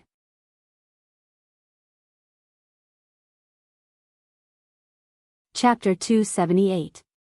Being a subject and being a loyal dog were 2 different things. Unfortunately, many people in this world didn't understand the difference between the 2. Heaven, earth, ruler, family, and teacher, in people's hearts, these 5 were people that they had to respect and obey. This concept had been deeply rooted in people's hearts since ancient times. People had to maintain respect for heaven and earth, be loyal to their ruler, love their country, be filial to their parents, and respect their teachers. These were all virtues, but being loyal to the ruler was for the sake of love. Love didn't necessarily mean being loyal to the ruler. When faced with an incapable ruler like the previous emperor, being loyal to the ruler was no different from bringing disaster to the country. For the sake of cultivation and to realize the value of justice in his heart, Li Mu was willing to do things for the Great Zhou court and the people of Great Zhou. However, this didn't mean that he would crawl at the feet of the Empress and be a loyal dog. The Empress might be high and mighty in the eyes of others, but in Li Mu's heart, she couldn't be majestic. When he thought of how she had ravaged him in his dreams, the majestic image he had painstakingly built for her collapsed in an instant. Li Mu couldn't see through Zhou Zhong, but he knew that over the years, as the assistant minister of the Ministry of Justice, he had shielded many people from the old party. However, he had also made incomparable contributions to perfecting the laws of Great Zhou. If one carefully read commentary on the laws of Zhou, they would discover that Zhou Zhong would amend or add a new section of the law every once in a while. In Wei Bin's case, according to the old laws, there was no doubt that his sentence would have been reduced. However, 2 years ago, Zhou Zhong had defined rape of more than 2 people as a serious case. Wei Peng's Law of Great Zhou hadn't been updated in time, and by a freak combination of factors, he had successfully obtained the death penalty for Wei Bin. If one carefully studied commentary on the laws of Zhou, it was easy to discover one thing. In the past decade or so, Zhou Zhong hadn't touched on the interests of the nobles in Chengdu. Ever since the failure of the reform, he had never tried to abolish the penal code. Instead, he had used a silent method to promote the reform of the laws at the lower levels. If he hadn't revised the laws 2 years ago, Li Mu would have been able to see Wei Bin and the others in Chengdu a few years later.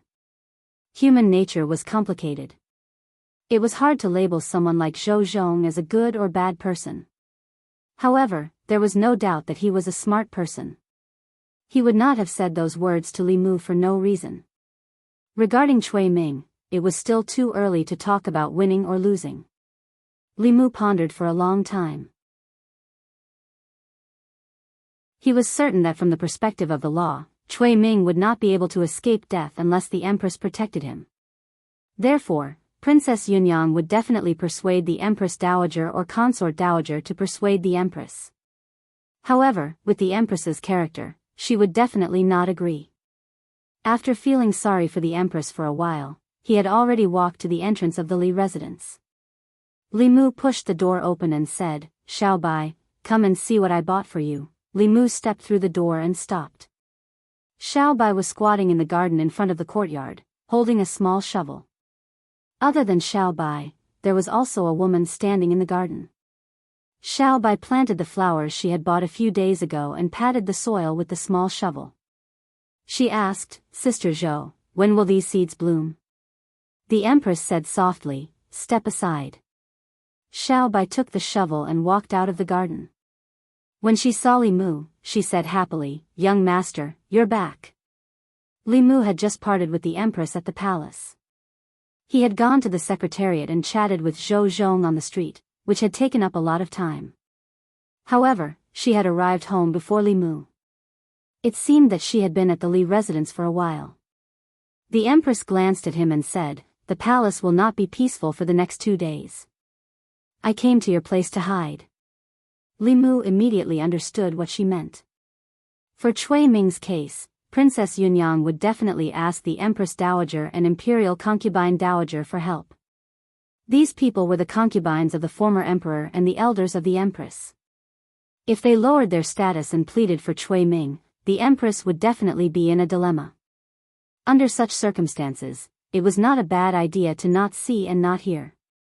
Li Mu thought for a while and asked, "How long will your Majesty be hiding here? Do you need me to clean up a room for you?" Xiao Bai put down the shovel and said with a smile, "I've talked to Sister Zhou. She will sleep with me tonight."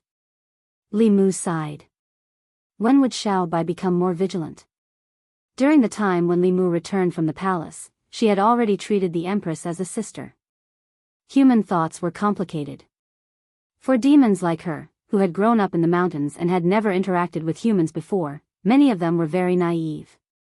They were so naive that they gave people the impression that they lacked a brain. She and Bai Tingxin were both this type. Of course, the Empress was trustworthy. Li Mu was happy to see Xiao Bai build a good relationship with her. Xiao Bai still did not know that the sister Zhou she spoke of was the richest woman in the Great Zhou. If she got closer to her, she might have a chance to grow 5 tails and 6 tails. What surprised Li Mu was that Xiao Bai was naive and ignorant. She did not have much respect for her status as the Empress. The Empress could actually put down her status and call a little fox sister. She really did not behave like an Empress at all. However, he soon realized that Li Si was probably right. She was powerful and had a high status, but she was also human. Humans would feel lonely. After becoming the Empress, she had no relatives, no friends, and even no enemies. For the sake of the throne, the Shao royal family had fought with the new party to the bitter end. However, what they were fighting for was the position of the next emperor. As the youngest transcendent expert in the Great Zhou dynasty, the Shao royal family would not dare to become her enemy. Li Mu sighed. As a person, she did not even have an enemy. No wonder she would feel lonely. Xiao Bai was silly because of this. When others knew the Empress's status, they would respect her and stay away from her. Xiao Bai was close to anyone who treated her well. This was the nature of the Heavenly Fox clan. As for Xiao Bai, because she was so beautiful that even women could not arouse the slightest jealousy, it was easy for her to capture the Empress's heart. Last time, the Empress gave her a few drops of Heavenly Fox blood essence, allowing her to advance to 4 tails. She remembered this kindness in her heart and probably forgot the task Lu Hanyan gave her. She automatically excluded the Empress from the ranks of fox spirits. While these thoughts flashed through Li Mu's mind, the Empress had already walked out of the garden. She stood outside the garden and gently waved her sleeves. Li Mu instantly felt that the spiritual energy of heaven and earth in the courtyard suddenly became abundant. In the garden, the seeds that Xiao Bai had just planted sprouted and broke out of the ground. They grew rapidly at a speed visible to the naked eye. First, green leaves were born, and then buds were formed. In a short moment, the buds that had just formed buds were competing to bloom. In a few breaths of time, the garden in the Li residence was full of flowers. Li Mu marveled at the transcendent powerhouse's Daoist magic. Xiao Bai was already dumbfounded. She grabbed the Empress's sleeve and said blankly, "Sister Zhou, I want to learn this." The Empress pinched her face and said, "When you grow another tail, I will teach you." Li Mu didn't tell Xiao Bai that if she wanted to reach the Empress's level, she would have to grow another 3 tails and become a 7-tailed fox. Spring was a magical power that could be performed by a powerhouse in the creation realm. However, the cultivation of the 5th realm was only at the level of making the withered tree sprout. The Empress's Daoist magic that could make the withered tree bloom in a short period of time required at least the cultivation of the 7th realm. In the small courtyard, the fragrance of flowers filled the air. Xiao Bai ran into the garden, sniffing and looking around. Li Mu remembered that there was no more food at home, and the matter of Cui Ming would probably not be resolved in a day or 2. In other words, the Empress would have to stay here for at least 2 days. He looked at the Empress and asked, "Your Majesty, what kind of food do you like to eat?" "I will go and buy it." The Empress said lightly. "I said, you don't have to call me that outside the palace." It seemed that she really didn't like being the Empress. After leaving the palace, she didn't even say, "Your Majesty." However, in this way, Li Mu was a little troubled about how to address her. If he called her Miss Zhou, it would seem distant, but if he called her Miss Xiao, it would be a little strange. Like Xiao Bai, it didn't seem appropriate to call her sister Zhou either. Xiao Zhou, Xiao Xiao, or directly calling her by her full name would be even more inappropriate. Li Mu thought for a moment and asked, "What do you like to eat?" Since he didn't know how to address her, he might as well not address her and save himself the trouble. The Empress thought for a moment and said, "Fish, tofu." There were 3 people, so 4 dishes and 1 soup should be enough. Xiao Bai liked to eat chicken, and the Empress liked to eat fish. Li Mu made steamed sea bass, Xiao Bai's favorite stewed chicken with mushrooms, braised tofu, and casually stir-fried some vegetables. The last dish was the soup that Xiao Bai spent 2 hours to meticulously brew. Without Mr. Mei and Shengguan Li, and with Xiao Bai's liveliness, this meal was much more lively than the last time. Gradually, Li Mu also realized something. He could completely treat Zhou Yi of the Li residence and the Empress in the palace separately. The woman sitting opposite him now was not the monarch of a country. She was just an elder sister who had the same name as the Empress and whom Xiao Bai had just met. At the dinner table in the Li residence, the atmosphere was harmonious. In a hall in the West Palace, Princess Yunyang knelt on the ground and begged, "Mother, please save the prince consort." Opposite her, a woman who looked to be about the same age as her and who also looked very similar to her slowly stood up. She said coldly, "Back then, I advised you that Cui Ming's status is not good enough for you, but you refused to listen to me. Now that he has caused trouble, you only know to come and beg me?" Princess Yunyang stepped forward, hugged her leg, and said, "Mother, no matter what, he is still my prince consort. I have already lost 1 prince consort. Do you want me to lose another one?" She was her daughter after all. The woman sighed, helped her up, and said, "Okay, I will put down my old face and beg His Majesty." Princess Yunyang stood up, wiped her tears, and said happily, "I knew it. Mother is the best." A moment later, at the gate of Xiangyang Palace. Looking at the woman in the palace dress walking slowly, Shang Guanli bowed and said, "Greetings, Imperial Dowager." The woman in the palace dress asked, "Is His Majesty in the palace?" "I have something to see His Majesty." Shang Guanli looked at the woman in the palace dress, shook her head, and said, "Imperial Dowager, His Majesty is not in the palace."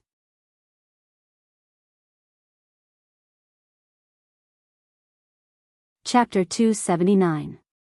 West Palace, Yongshou Palace. The imperial concubine returned less than a minute after leaving the palace. Princess Yunyang hurried out and asked, "Mother, what did she say?" The imperial concubine said calmly, "She's not in the palace." Princess Yunyang's expression changed. She said flatly, "That's impossible. She's no longer a member of the Zhou family. If she's not in the palace, where else could she be?" The imperial concubine said calmly, "It's true that she's not in the palace. She probably predicted that you would ask me to beg her. Tomorrow, the imperial concubine temple will judge the prince consort according to the law. She doesn't want to see us." Princess Yunyang said anxiously, "Mother, what should we do now?" "You have to help me think of a way." The imperial concubine thought for a while. She looked at her and asked, "Do you really have to save him?" Princess Yunyang nodded and said, "No matter what, I have to save him." The imperial concubine thought for a long time and finally sighed. She walked into her bedroom and took out a wooden box from under her pillow. She opened the wooden box and handed a golden token to Princess Yunyang. She said, "This token was given by the late emperor. I only have one. Take it to the Imperial Concubine Temple tomorrow and give it to Prince Shou. He'll know what to do." Princess Yunyang asked suspiciously, "This token can save the prince consort?" The Imperial Concubine said, "You just have to do as I say." Li Residence. Li Mu put the tofu that the Empress asked for into the boiling pot and sighed. Who would have thought that the Empress of the Great Zhou, a seventh realm transcendent powerhouse, would not be in the palace but sit here and eat hot pot with them? Most of the food in the palace was exquisite. The special feature was that the quantity was small and the presentation was very particular. Of course, the taste was not bad. Needless to say, the culinary skills of the imperial chefs were top-notch. Those who could cook in the palace were all at the top of the industry. The palace cuisine used the best ingredients and had the most meticulous processing. Li Mu was fortunate enough to eat it twice, and it was really a pleasure. In comparison, hot pot was much simpler. Some simple vegetables were put in the pot and boiled. In terms of taste, it was naturally incomparable to the delicacies in the palace. However, when a few people gathered together, their faces flushed red from the heat, and they fought over a piece of cooked tofu. This kind of different atmosphere was something that could never be experienced in the palace. When she was eating in the palace, no one dared, and no one had the right to sit with her. Li Mu stole a glance at the Empress. He couldn't help but wonder if the Empress had a twin sister who looked just like her. The one in the palace was the Empress, and the one outside was her sister. Li Mu scooped up a piece of meat for himself and said, "Today, the Zongjing Temple's final trial of Cui Ming should be over soon." The Empress put down her chopsticks and looked in the direction of the Imperial Clan Temple. She counted with her fingers, and her beautiful eyebrows suddenly furrowed. Li Mu noticed her strange behavior and asked, "What's wrong?" The Empress stood up and said, "I'm going back to the palace." As soon as she finished speaking, her figure disappeared in front of Li Mu and Xiao Bai. Xiao Bai's mouth was stuffed with food, and she swallowed it with great difficulty. She exclaimed, "Sister Zhou is so awesome." Li Mu patted her head and said, "You eat first. I'll go to the palace." The Empress originally planned to avoid the matter of Cui Ming here, but after only one night, she changed her mind. It seemed that something had happened at the Imperial Clan Temple. Li Mu remembered Zhou Zhong's reminder, so he walked out of the house and went straight to the palace. At the Imperial Clan Temple. The final trial of Chui Ming's case was held today at the Imperial Clan Temple. Many officials gathered in the Imperial Clan Temple to listen to the trial. King Shou looked at the old party members with a helpless expression and asked, "The crimes committed by Prince Consort Chui are enough for him to die 100 times. Tell me, what should I do? If I kill him, he's one of us. If I don't kill him, I'll be bending the law for my own benefit. How am I going to explain it to His Majesty and the people? I'm so troubled." The Assistant Minister of the Ministry of Personnel asked, "Is there still no news from the princess and the dowager?" Someone said, "The princess went to the palace yesterday to beg the dowager for help. I heard that the dowager went to see His Majesty, but His Majesty wasn't in the palace. He didn't return last night." His Majesty didn't return last night. If His Majesty didn't return to the palace, where else could he have gone? Could it be the Zhou family? Impossible, His Majesty has long lost contact with the Zhou family. He must be hiding from the dowager and the princess. It's obvious that His Majesty doesn't want to get involved in this matter. The Assistant Minister of the Ministry of Personnel coughed and said, "Don't talk about His Majesty. The most important thing now is Assistant Minister Chui." King Shou waved his hand and said, "I can't save him, but I can't not save him either. Who can tell me what I should do?" Zhou Zhong said faintly, "We can't save Assistant Minister Chui. If we save him, it will implicate King Shou. Moreover, King Shou can only save him for a while. When the time comes, King Shou will be implicated and the Imperial Clan Temple will change hands. Assistant Minister Chui's case still needs to be retried, so let's not waste our efforts." King Shou said, "What Assistant Minister Zhou said makes sense.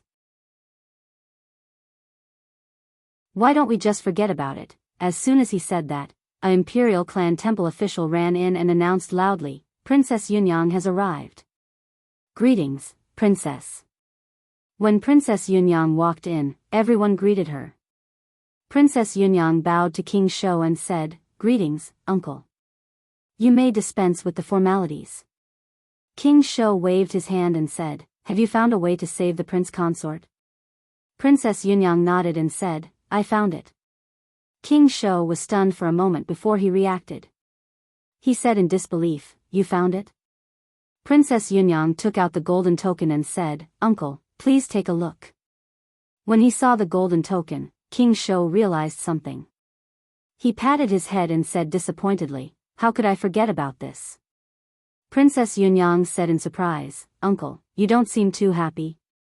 King Shou sighed and said, "I'm just blaming myself. If I had thought of this earlier, the Prince Consort wouldn't have to suffer so much." The Imperial Noble Consort didn't tell her the use of the token. Princess Yunyang quickly asked, "Uncle, can this token really save the Prince Consort?" King Shou took the token and weighed it in his hand. He nodded and said, "This is a token that the late Emperor ordered the Ministry of Works to make with meteoric iron in order to reward the important officials of the Imperial Court. The token is also plated with a layer of fine gold. The holder of this token will be exempted from the death penalty unless they commit treason. There are a total of 13 death exemption tokens." The Imperial Noble Consort was very favored by the late Emperor. It seems that the late Emperor also gave her one. Someone asked, "Can the Imperial Noble Consort's token save Assistant Minister Chui?" King Shou nodded and said, "As long as the Imperial Noble Consort is willing, this token can save anyone." When the officials of the old party heard this, they were all delighted. The Assistant Minister of Personnel asked, "Can this token absolve Assistant Minister Chui of his crimes?" King Shou said, "It can, but it can't. Those who use the death exemption token will be stripped of their post and salary. This token can save his life, but he will no longer be the Assistant Minister of the Secretariat. He will only be the Prince Consort in name, but not in reality. The Imperial Court will have to take back his residence and no longer give him the salary of a Prince Consort." Chui Ming was the Assistant Minister of the Secretariat. This position allowed them to be the first to know about the state's affairs. They could control the Imperial Court through the decisions of the Secretariat. After the incident in Yang County, the assistant minister of personnel used Cui Ming to order the imperial court to reward the evil spirit. Once he lost this position, the old party would lose a large part of their control over the imperial court. In other words, even if he could keep his life, he would be useless to the old party. The assistant minister of personnel sighed and said, "This is already the best ending." Moments later, in the imperial clan estate, at the entrance of the prison, Zhang Chun blocked King Shou's path and shouted angrily, "What? You want to release Cui Ming? Cui Ming committed such a grave crime and you want to release him? Do you have no respect for the law?" King Shou held up the token and said, "This is the death exemption token granted by the late emperor. Those who hold this token will be exempted from the death penalty except for those who have committed treason. This is the law."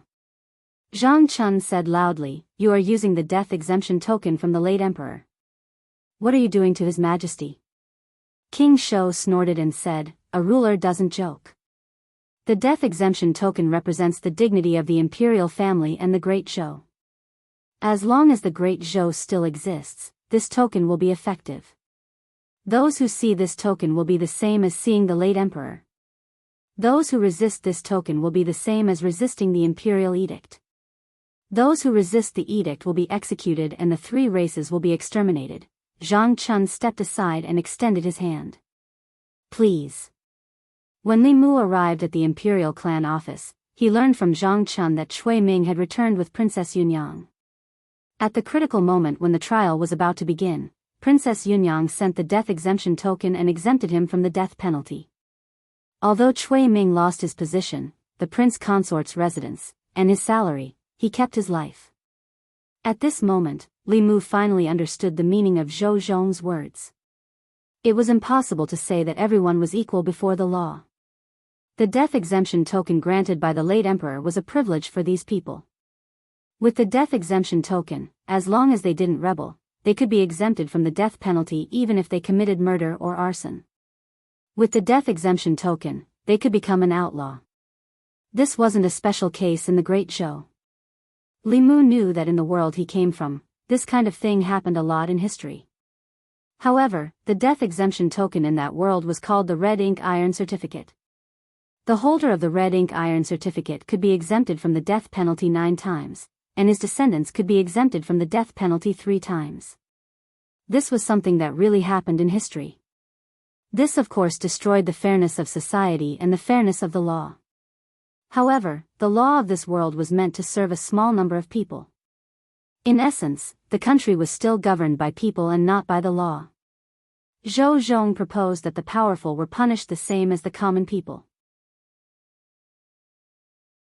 Not only did he lose his position, but he also almost lost his life because the law protected the powerful, not the common people.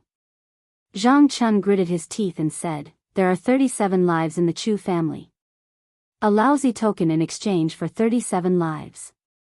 This damn death exemption token, I heard it."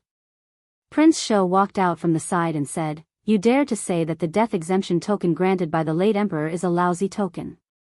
Zhang Chun, I finally got something on you. What did I say just now?" Zhang Chun looked at Li Mu and asked, "Li Mu, did you hear it?" Li Mu shook his head and said, "No." Zhang Chun looked at Prince Shou and said, "I didn't say anything. Your Highness, don't slander me." Prince Shou snorted at Zhang Chun and said, "I'm in a good mood today. I can't be bothered to argue with you." Zhang Chun gritted his teeth and said, "Don't be happy too early. I won't let that bastard Cui Ming go." King Shou shrugged and said with disdain, "What else can you do?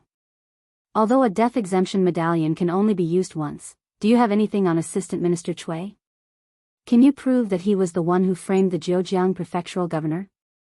If you can't prove it, then stop boasting in front of me." He glanced at Li Mu and Zhang Chun and said, "Let's go home and watch the opera."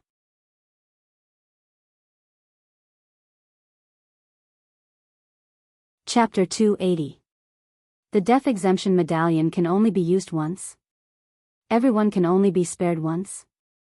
Li Mu and Zhang Chun looked at each other. They had obtained some important information from King Shou's words. The death exemption medallion was a one-time use item. Moreover, the same person could not be spared twice. This meant that if they found evidence of Cui Ming's crimes, even if Princess Yunyang could take out the death exemption medallion, she would not be able to pardon Cui Ming like this time. It had been more than a decade since the Zhejiang prefectural governor colluded with the Devil's sect. The chances of a witness surviving were very small. When Su He and Madame Chu died, Cui Ming had not yet started cultivating. This was why there was a possibility that the souls of Su He and Madame Chu still existed. After gaining the support of the Zhejiang prefectural governor, Cui Ming's cultivation would definitely increase greatly in a short time, just like Li Si. At that time, Cui Ming would be even more thorough. The Zhejiang prefectural governor's family would probably not even have their souls left.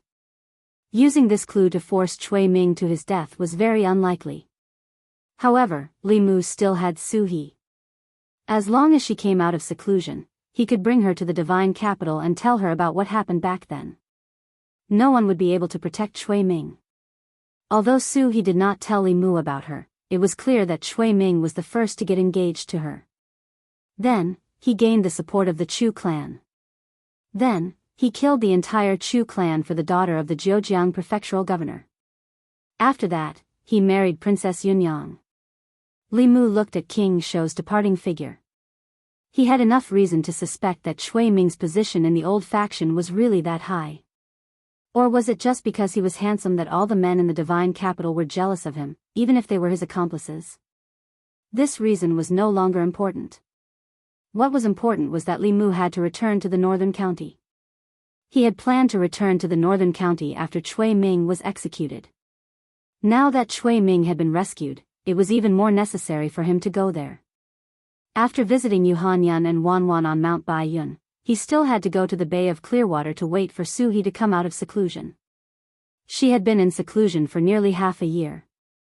No matter how slow her advancement was, she should have come out of seclusion in the near future. Not everyone was as lucky as Xiao Yu and Madame Chu. On the path of cultivation, Su He had a much harder time. Perhaps it was because her resentment was different from Xiao Yu and Madame Chu. Before Xiao Yu died, she suffered a great injustice. She was able to ascend to the 5th level with her incantation that shook the heavens. Madame Chu's entire clan had been killed. In the past 20 years after her death, she had no other feelings in her heart other than hatred towards Cui Ming. As long as she could kill Cui Ming, she was even willing to let her soul dissipate. This was the biggest difference between Su He and Madame Chu. In Mrs. Chu's heart, there was only ruthless killing intent. However, the feeling that Su He gave Li Mu was that of a living person. She had joy and anger, resentment and worry, and she was also mischievous and mischievous. She often teased Li Mu until his face turned red. Although they had both died once, as spiritual bodies, Madame Chu lived for hatred while Su He lived for herself. Li Mu walked out of the Zongjing temple. He didn't go out of the palace. Instead, he walked towards Shenyang Palace. Before returning to the North County, he needed to inform the Empress. Nominally, he was the arrestor of the Luoyang government and the imperial censor of the palace. However, his most important identity was the Empress's internal guard. The Luoyang government and the censorate couldn't control him. Shangguanli stood outside the gate of Shenyang Palace. Li Mu walked over and said, "I have something to discuss with Her Majesty." Shangguanli turned and walked into the main hall. Soon, she came out and said, "Let's go in." Li Mu walked into the main hall and found that Mr. Mei and Madame Chu were both there. Madame Chu's breath was extremely unstable. Obviously, she already knew that Cui Ming had been released. Li Mu walked to her and said, "I hope you don't blame Her Majesty. Her Majesty can't change the fact that Princess Yunyang took out the death-free golden medallion. Even the Empress couldn't do anything about the former Emperor's death-free golden medallion. Although her surname was Zhou and not Xiao, she still had to address the former Emperor as father. If she didn't acknowledge the former Emperor's death-free golden medallion, she would be unfilial. In history, there was once an emperor of the great Zhou dynasty who gave a golden whip to his important officials. Even the later emperors had to be wary of him. The emperors of a country were all people who wanted to leave their names in history. No one wanted to bear the name of being unfilial. Moreover, the emperor's promise was the country's promise in the eyes of everyone. Even if everyone thought that the death-free golden medallion was unreasonable, the imperial court had to abide by it since it existed. After Madame Chu calmed down, she said, "I don't dare to blame Her Majesty. Cui Ming killed my entire family. Even if my soul is destroyed, I will make Cui Ming pay with his life. Don't be impulsive." Li Mu looked at Madame Chu and said, "I will think of a way to deal with Cui Ming." It was obviously not a good idea for Madame Chu to go against Cui Ming. She had just advanced and her strength was not stable. Cui Ming had been in the creation realm for many years and was not weak. He probably had many trump cards. If she took revenge, she would just be courting death.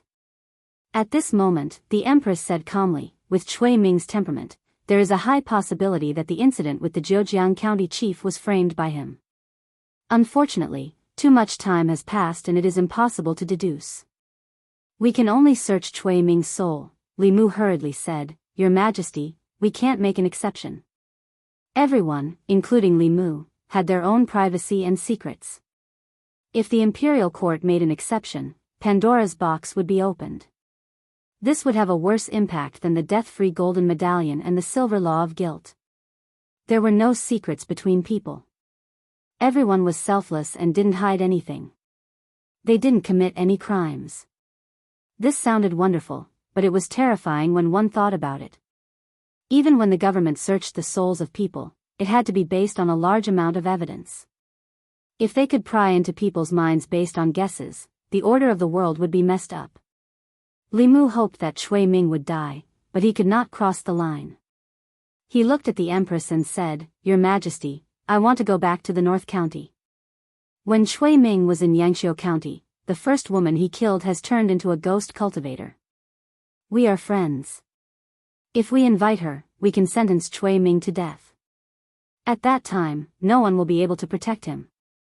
Madame Chu looked at Li Mu and finally understood why Li Mu wanted Cui Ming to die. She asked, "You know that girl?" Li Mu nodded and said, "She is my friend." Madame Chu sighed and said, "I have wronged her." Li Mu shook his head and said, "The person who killed her is Cui Ming. It has nothing to do with you." The Empress thought for a while and said, "You have offended many people in the Immortals' capital.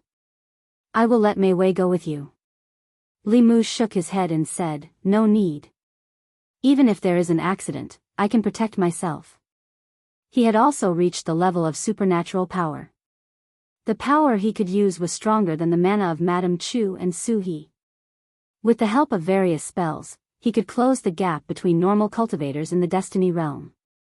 If he counted in the talisman's treasure, he could fight with the cultivators in Dongxian for a while. Li Mu refused to be escorted, and the Empress did not insist. She said, "Remember to come back before the imperial examinations. I hope you can participate in the examinations this time." There were still 2 months before the examinations. No matter what, it was enough. The way to become an official in the Zhou dynasty had changed. The imperial examinations had become the stepping stone. If Li Mu wanted to play a bigger role in the court, he had to participate. As long as he could pass the examinations, no matter what the Empress arranged for him in the future, no one could object. After asking for leave from the Empress, Li Mu returned home. He packed his things with Little White and planned to leave as soon as possible. The news of Princess Yunyang using the death exemption medallion to save the prince consort had spread throughout the divine capital. When the people of the divine capital heard this, they fell into a long silence. In the play, Qin Shimi abandoned his wife and son, and in the end, he was punished by the heavens. The audience was delighted. However, in reality, Prince Consort Cui killed his wife and exterminated his family. He bore the burden of dozens of lives, but he was still able to get away with it. As the prince consort, he enjoyed endless glory and wealth. A play was ultimately just a play. The Ministry of Justice. The director of the Ministry of Justice sat in the guardroom and sighed. "I didn't expect Princess Yunyang to have such a move. The death exemption medallion bestowed by the late emperor is probably something that even His Majesty can't object to. Whoever has the medallion has an extra life and can do whatever they want in the Zhou dynasty. As the director of the Ministry of Justice, although he would sometimes cover for people from the old faction, it was within the scope of the law. Assistant Minister Zhou once said that if the law was not fair to everyone, then the law would be meaningless. According to Assistant Minister Zhou, the death exemption medallion should not exist in the first place. The Assistant Minister's office. Zhou Zhong sat behind the desk and flipped open a book on the table. The book was blank. There was only a page in the middle that was densely filled with words. Upon closer inspection, one would realize that it was a list of names. There were 13 neatly written names on the paper. 3 of the names had been crossed out. Zhou Zhong picked up a pen and gently crossed out the words Imperial Noble Consort.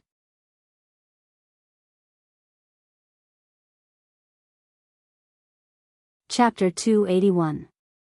Li Mu packed up his things and waited for Xiao Bai in the courtyard. When he thought of Cui Ming's ending, he still felt some regret. In fact, he originally wanted to deal with Cui Ming himself without Suhe doing anything. At that time, Suhe would not have to come to Chengdu and would not have to see Cui Ming. The incident from 20 years ago would also not cause her any harm. He did not expect that the great Zhou actually had something like a death exemption medallion. In order to punish Cui Ming, he had planned for half a month. He had written a script to create public opinion, and he had also coaxed and pestered the 6 officials of the Imperial Secretariat. After much difficulty, he finally sent Zhang Chun to the Imperial Clan Temple and successfully took down Cui Ming. In the end, he lost to a broken medallion. There were too many misdeeds left behind by the previous emperor. After one was dealt with, another one would appear. It was impossible to guard against it. If he lived for a few more decades, the great Zhou would be destroyed by his hands sooner or later. A piece of scrap metal could destroy the justice of the law. It was the biggest stain on the great Zhou's law and could not be tolerated. When he returned from the northern county, he would sooner or later turn those medallions into real scrap metal. Xiao Bai walked out of the room with a small bag on her back.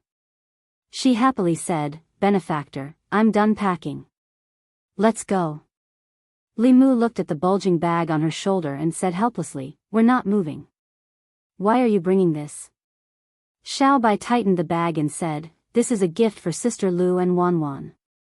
Although the little fox was usually a little silly and dull, she was very considerate. Li Mu did not say anything else. He was about to leave when he suddenly thought of something.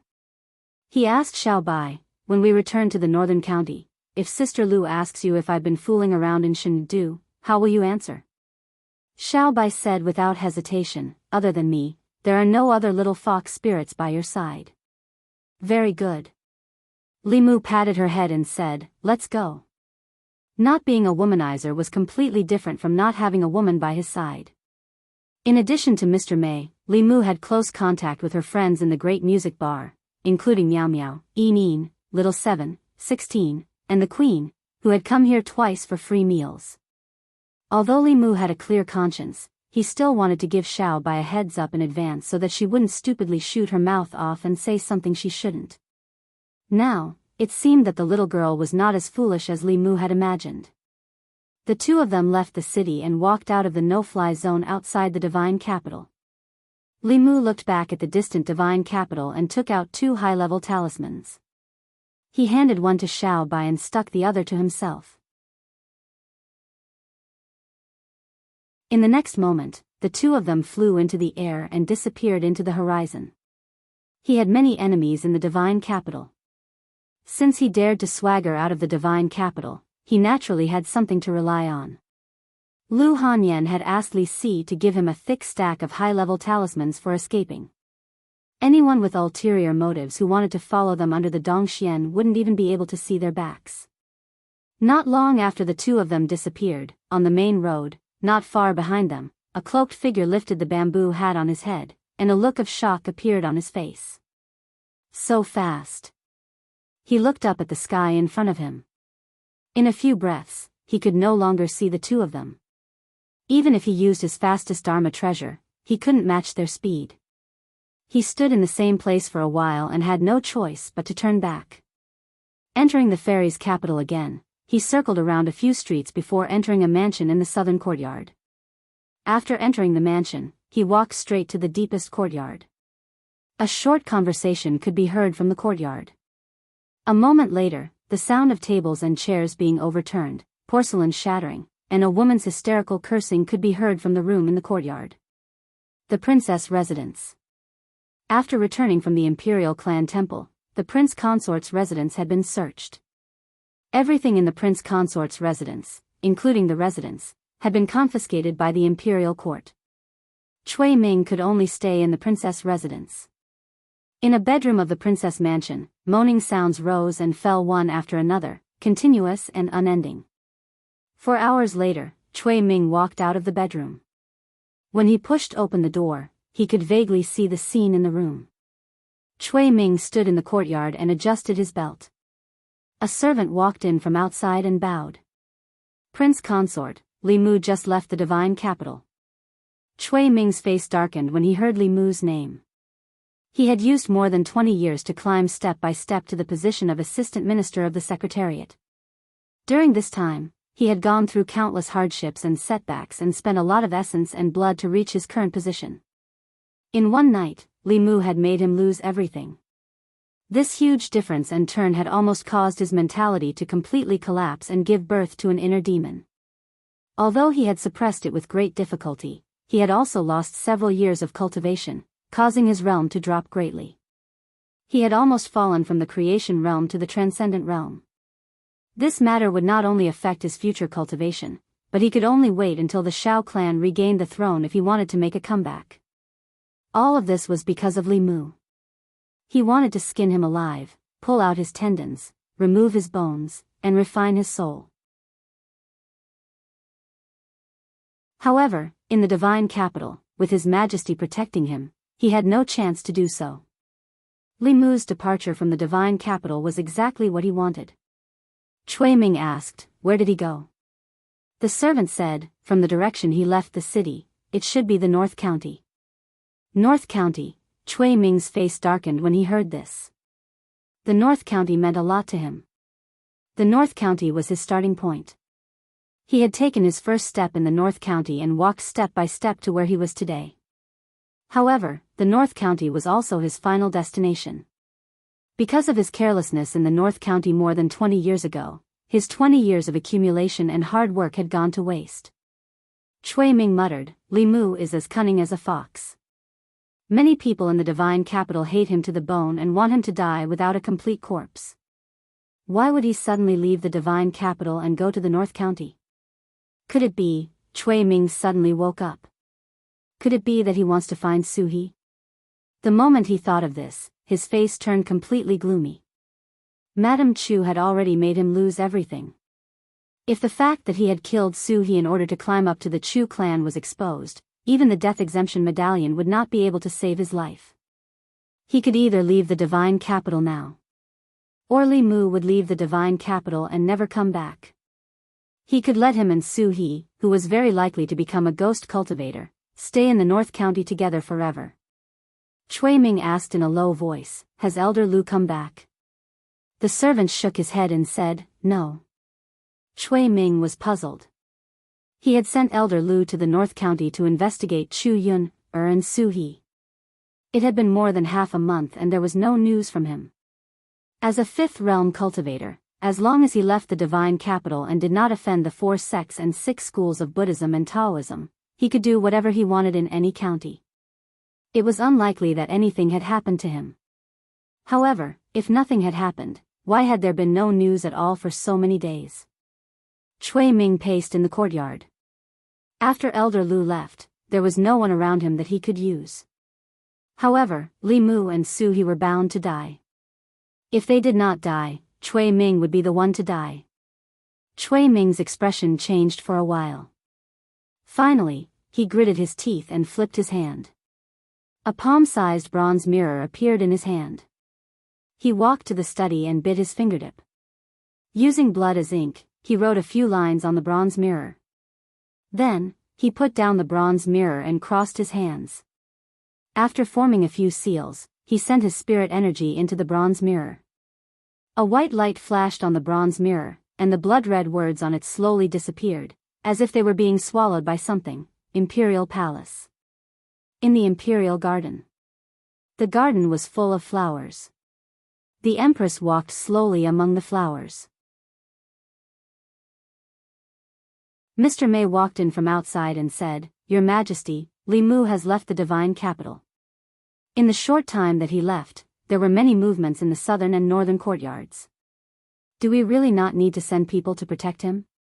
The Empress smiled and said, "He's not as weak as you think. Even 1,000 illusion Shangren died in his hands.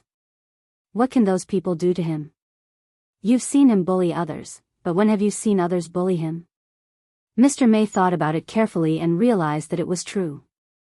Although Li Mu had offended many people, those who dared to bully him did not end up well.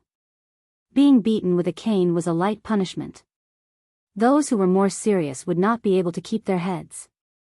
Those who were more serious would be chopped into ashes on the street. The prince consort of Princess Lianyang lost his official position and had his property confiscated. Many people in the court called him Her Majesty's little fox after betraying him. Mr. Mei recalled the process of meeting Li Mu. He spoke softly, was good-looking, liked to laugh, did things in a straightforward manner, was righteous, and did not want to compromise. Who would have thought that he was also full of tricks when he was up to no good? Thinking of this, she inadvertently glanced at the Empress. She saw a faint smile on the Empress's face. At that moment, the beauty of the Empress even overshadowed the flowers in the garden. Mr. Mei was dazed for a moment. Ever since she married the Crown Prince, she rarely saw such a smile on the Empress's face.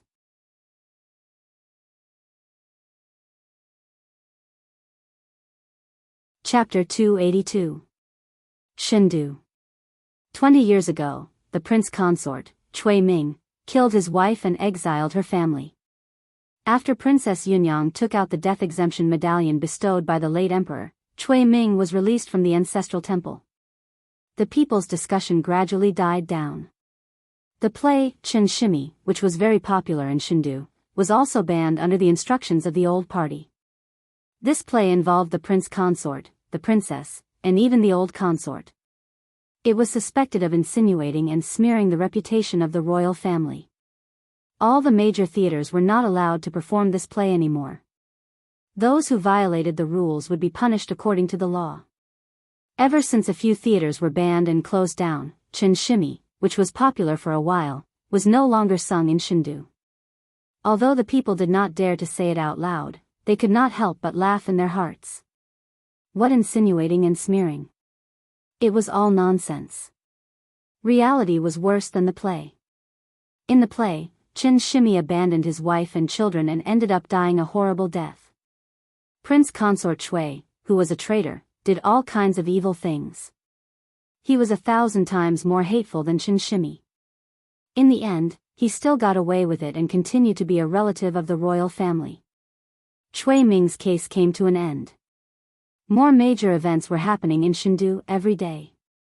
After the reform of the imperial court selection system, the first imperial examination became the most important thing. The talents recommended by the 36 counties gradually gathered in Chengdu. What happened a few days ago would soon be forgotten. North County. Baiyun Mountain. When Li Mu followed Yuzhen back to the mountain last time, the disciples of the ancestral court of Fulu school had already seen him. After Li Mu explained his intentions, 2 disciples personally brought him and Xiao Bai to Baiyun Mountain. The 4 of them landed on the square in front of the palace on Baiyun Mountain. Someone in the palace sensed them and 2 people walked out. One was an old man and the other was an old woman. The old woman on the right was called Hua Yangzi. She was the one who brought Li Mu and Lu Hanyan to tour the entire Baiyun Mountain. After greeting each other, the old woman looked at Li Mu with a surprised gaze. The last time he saw him, he had only just condensed his spirit. It had only been 2 months, but the aura on his body had already become extremely obscure. It was obvious that he had already stepped into the divine ability realm. For those with average aptitude, it would take 10 to 20 years or even longer to advance from astral focus to divine ability, but he only took 2 months. This kind of cultivation speed was simply terrifying. It was comparable to the top geniuses of the ancestral court. Although the speed of those geniuses entering the middle realm was fast, but that was because they had more than 10 years of accumulation. The last time she saw Li Mu, he was just an ordinary divine condensation cultivator. Without a doubt, he must have encountered a great opportunity in these 2 months. Everyone had their own fortuitous encounters. The old woman stopped thinking about it and said with a smile, "I'll take you to Junior Sister Lu's residence." On top of White Cloud Peak, there was a mountain with an abundance of heaven and earth spiritual energy. Most of the disciples on the mountain lived together. Only the elders and core disciples above the transcendent realm had the right to establish their own residence on the mountain. As the disciple of the first seat, Lu Hanyan's status was equal to that of the elders. The place where she lived was full of spiritual energy and beautiful scenery. It was a place that countless disciples and even many elders envied. At this moment, she was sitting at a stone table in the courtyard with one hand supporting her chin. She watched the flowing clouds leisurely float by in front of her eyes. White cranes flew among the clouds and cried out clearly. However, she was not in the mood to enjoy the scenery or cultivate. She was in a daze out of habit. The clouds floating by the distant mountain gradually transformed into the appearance of a person in her eyes. When she was young, she was sold to the music hall by her parents. She did not have enough to eat every day. She practiced the zither until she could not lift her arms. She gritted her teeth and endured it. Now, she could not bear to miss a person. In these 2 months, she wanted to go to the divine capital with Wanwan to find Li Mu more than once, but she also resisted this idea more than once. For the first time in more than 10 years, she had found someone she could rely on, but she didn't want to completely rely on him. In order to have the ability to face some things with him, she had finally hardened her heart and made this decision. She absolutely couldn't give up halfway. That night, she watched him face a life and death crisis alone while she could only hide in a safe place. She did not want to experience it again. Wanwan rested her chin on her hands and sat across from her. She muttered, "I wonder how young master is doing in the immortals' capital. Is he eating well? Is he wearing good clothes? Is he living well? Is he being bullied? Those bad people in the immortals' capital love to bully people." Hearing Wanwan's words, Lu Hanyan could not help but worry. She had been in the divine capital for more than 10 years. She knew better than anyone what the divine capital was like. The imperial court there was dark, the officials were muddle-headed, the people were numb, and the children of the rich and powerful were lawless. If they committed crimes, they only needed to pay for it with silver. They did not need to be punished by the law. The students of the academy bullied women.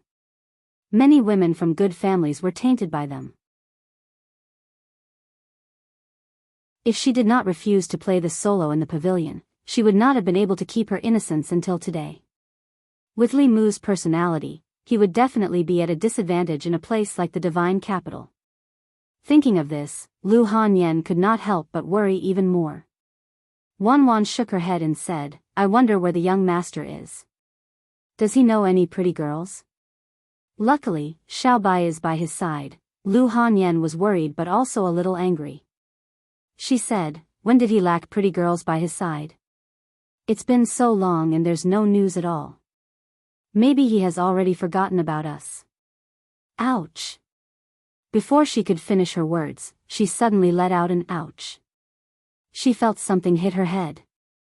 Lu Hanyan turned around, but there was no one behind her. Wanwan looked behind Lu Hanyan. A strange light flashed in her limpid eyes. In the next moment, a look of surprise appeared on her little face.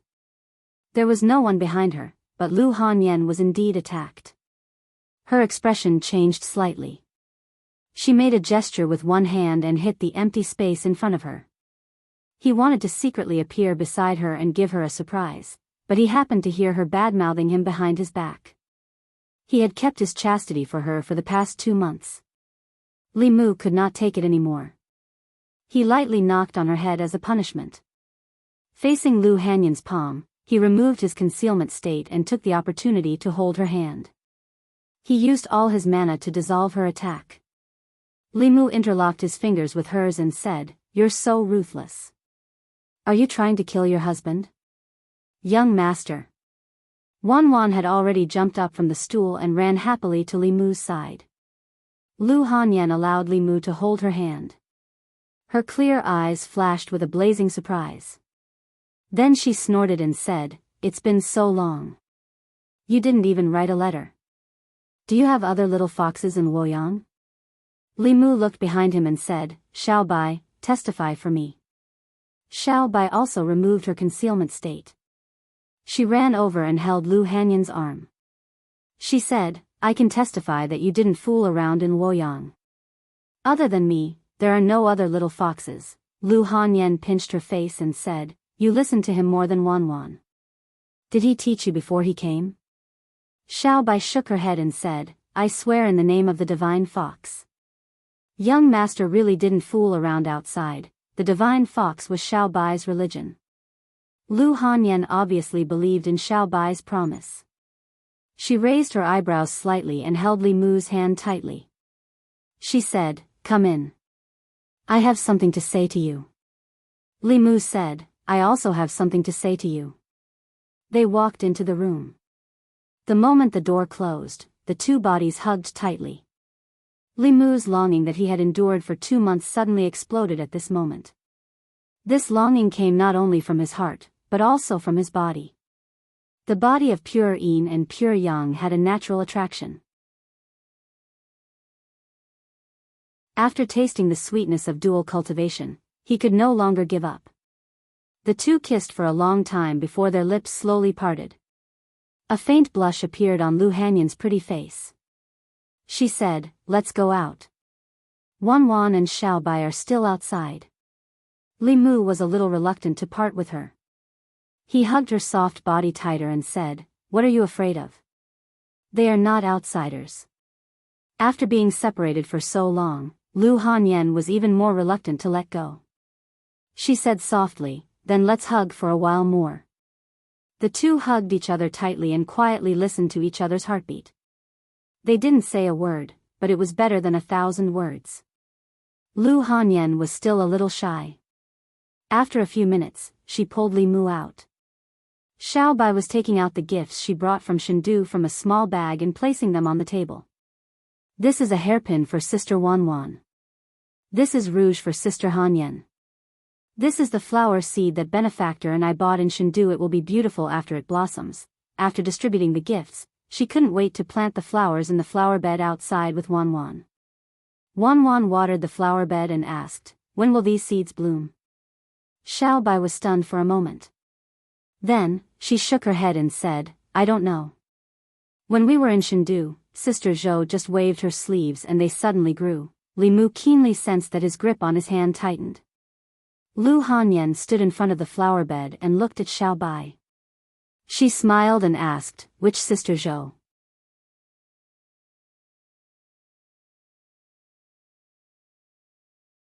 Chapter 283. Xiao Bai paused for a moment before saying, That's right. Li Mu took the initiative to say, "It's Her Majesty the Empress." This time, it was Lu Hanyan's turn to be stunned. She couldn't believe her ears and even forgot to be jealous. She asked, "What did you say?" Li Mu explained, "You also know that when I was in North County, I did some things that were beneficial to Her Majesty. After coming to Chengdu, Her Majesty valued me very much. One time, Her Majesty went on a private tour and happened to come to our house. Xiao Bai met her at that time." At this moment, what he said to Lu Hanyan was the truth. However, he tactfully chose to hide the fact that he was ravaged by the Empress in his dream and was caught by her in his wet dream. Without waiting for her to ask in detail, Li Mu asked in return, "Don't tell me you suspect that I have some kind of ambiguous relationship with Her Majesty?" Lu Hanyan pinched his waist and said angrily, "Don't offend Her Majesty." Li Mu said, "It's okay. This is North County. She can't hear." Lu Hanyan stomped her feet. "That's still not okay." Li Mu said, Okay. I won't say any more. I'll listen to you." The men of Great Zhou might not be convinced that a woman was the empress, but Li Mu knew that many women in Great Zhou respected and worshipped the empress. In addition to Shangguanli, Lord Zhang's daughter also seemed to regard the empress as her idol. He didn't expect that even Lu Hanyan would be so protective of her. If they knew that the empress was not only dignified but also had an S-side, the image in their hearts would probably immediately collapse. Hearing that Her Majesty took good care of Li Mu, Lu Hanyan was finally relieved. As for whether the two of them had any other relationship, she didn't have a trace of doubt at all. The empress was the symbol of nobility, majesty, and holiness. As long as she had such thoughts, she felt that it was an unforgivable sin. After putting on the identity of the empress, there was no need for Li Mu to explain who Big Sister Zhou was. He sized up Lu Hanyan with a glance and said in disbelief, "You have mystical power so quickly?" A moment ago when Lu Hanyan attacked him, Li Mu discovered that her cultivation had already reached the middle realm. Li Mu himself had done countless good deeds in the divine capital. He had absorbed the willpower of countless commoners, spent countless spirit jades, and worked like a horse for the empress. With her help, he had been able to upgrade his divine ability in 2 months. After arriving at Mount Baiyun, he realized that Lu Hanyan's improvement in the past 2 months was even greater than his. Lu Hanyan said with a little pride, "In the past 2 months, I have been cultivating well. Master has also helped me a lot in my cultivation." As she spoke, she looked at Li Mu and asked in confusion, "Why are you also upgrading so quickly?" After consuming a lot of the sect's resources and with the help of her master, she was able to advance a few days ago. She thought that when Li Mu came back and saw that her cultivation had surpassed his, he would be shocked. But what she didn't expect was that just like her, he had also advanced to the middle realm. Li Mu glanced at her and said, "Do you think you are the only one who has been cultivating well?" He actually said this with a little guilty conscience. In the past 2 months, he had only cared about fighting with the officials, the rich, and the old parties. Where would he find the time to cultivate hard? He had only used the time that others cultivated hard to take shortcuts.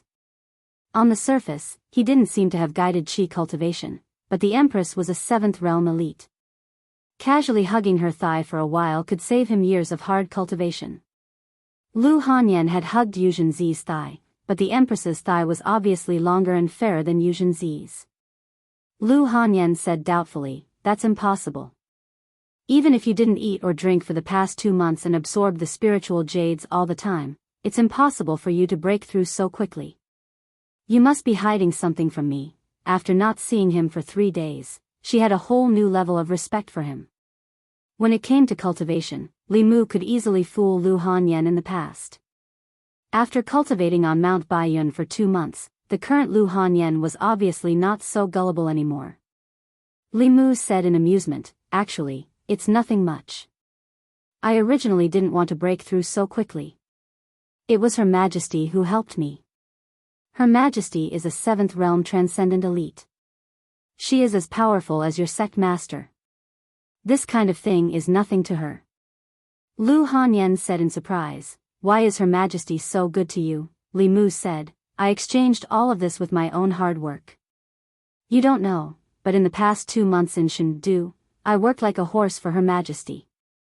I gave my all and did so many things in exchange for such an opportunity." Lu Hanyan held his hand and said sympathetically, "It's been hard on you." "It's not hard at all."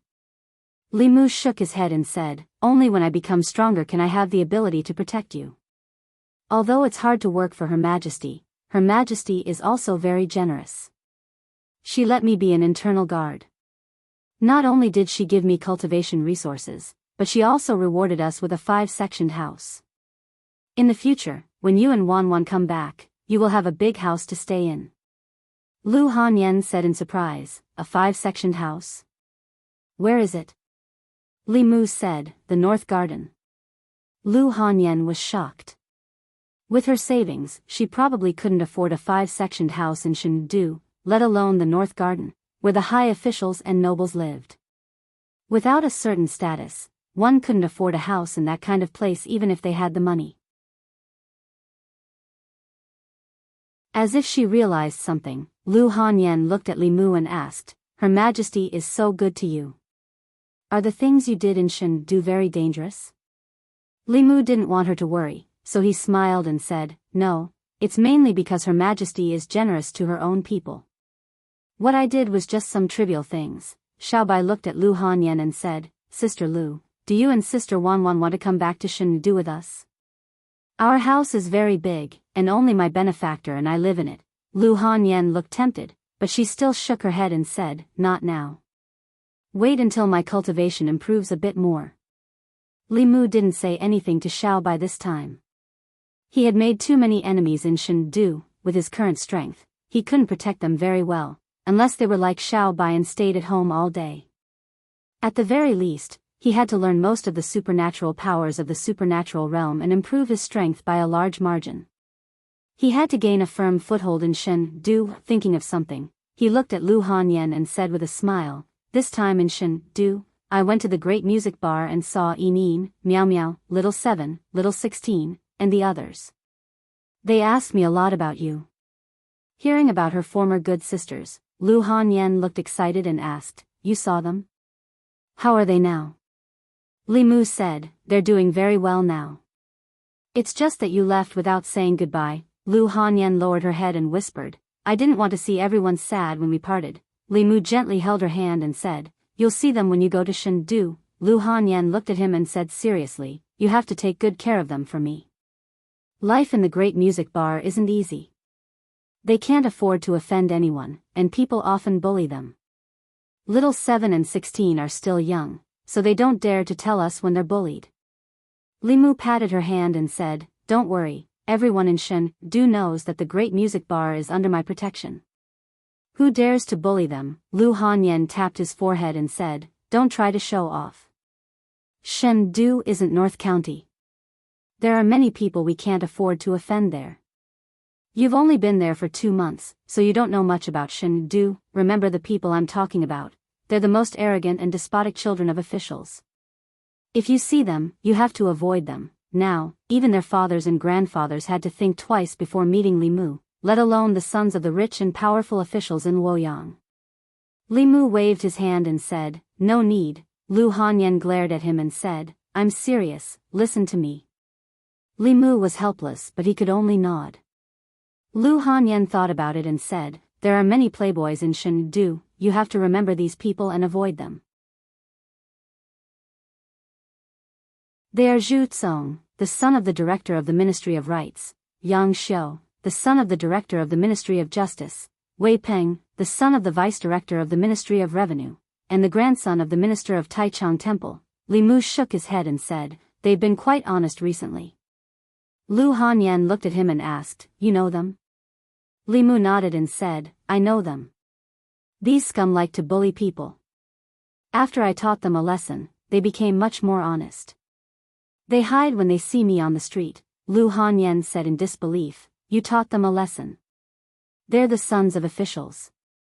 They don't need to be punished for breaking the law. They can pay for it with silver. Yang Xiu's father is the director of the Ministry of Justice. When they're in the Ministry of Justice, they can turn black into white. Li Mu explained, the Silver Act has been abolished. Back then, His Majesty wanted to abolish the Silver Act, but many officials objected. Later, I beat up their sons, grandsons, and so on and then compensated them with silver. It was reasonable and legal. The director of the Ministry of Justice didn't punish me, so those officials took the initiative to ask for the abolition of the Silver Act. Actually, the director of the Ministry of Justice isn't that bad. Most of the time, he's very reasonable. Lu Hanyan was stunned and asked, the silver law has been abolished? Li Mu nodded and said, it's been abolished a long time ago. Lu Hanyan was silent for a long time before she accepted this fact. She thought for a while and said, there's also the students of the academy. The academy has a high status. The officials of the imperial court are all their students. Now, the students of the academy are morally corrupt. They often bully the musicians in the workshop. You can't have a conflict with them, Li Mu said. A few days ago, Little 7 was almost molested by a student of the academy. Later, I caught a few scum of the academy and chopped off their heads. Now, the students of the 3 academies are honest. In the future, the imperial court will no longer choose officials from the 4 academies. The academies monopolizing the imperial court has become history. Too many things had happened in the Luoyang in the past 2 months. Lu Hanyan couldn't come back to her senses. She was silent for a long time before she said, "There's another person who's more terrifying than the ones I just mentioned. He's called Zhou Chu. He's a member of the Zhou family and the Empress's younger brother. He's arrogant and domineering in the Luoyang and won't shy away from any evil." Li Mu nodded and said, "This guy is indeed more arrogant than the others. Not only did he kill someone on the street, he even dared to threaten the victim's family. He's simply lawless. So, I simply struck him to death with a thunderbolt to prevent him from harming the people." Lu Hanyan stared blankly at Li Mu and asked, "Is this what you meant by a trivial matter?"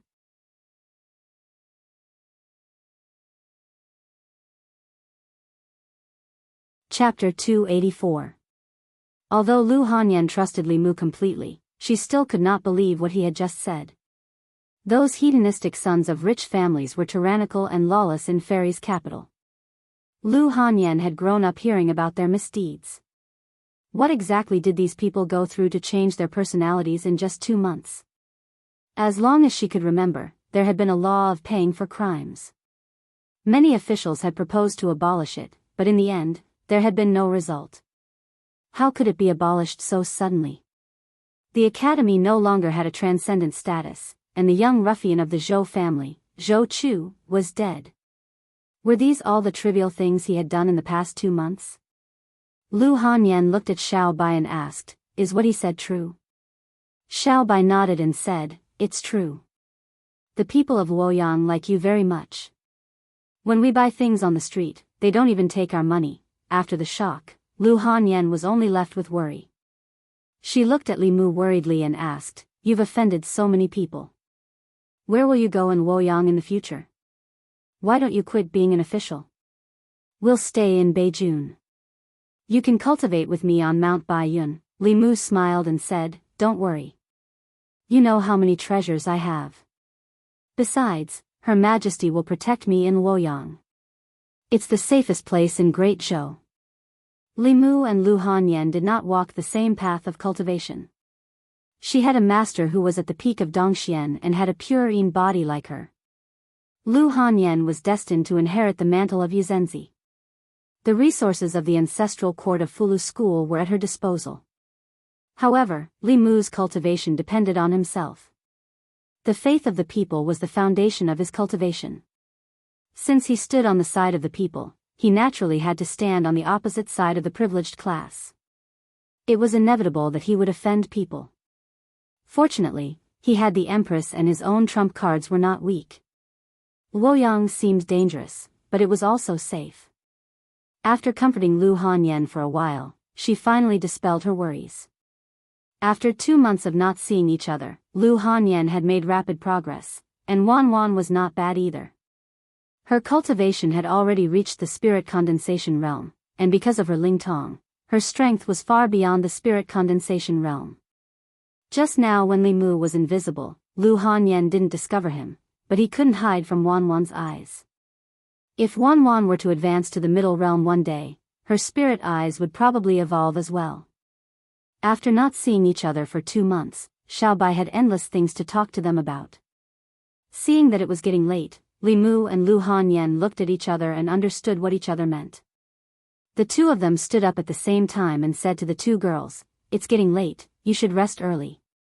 After a while, the 2 of them sat cross-legged on the bed in Lu Hanyan's room.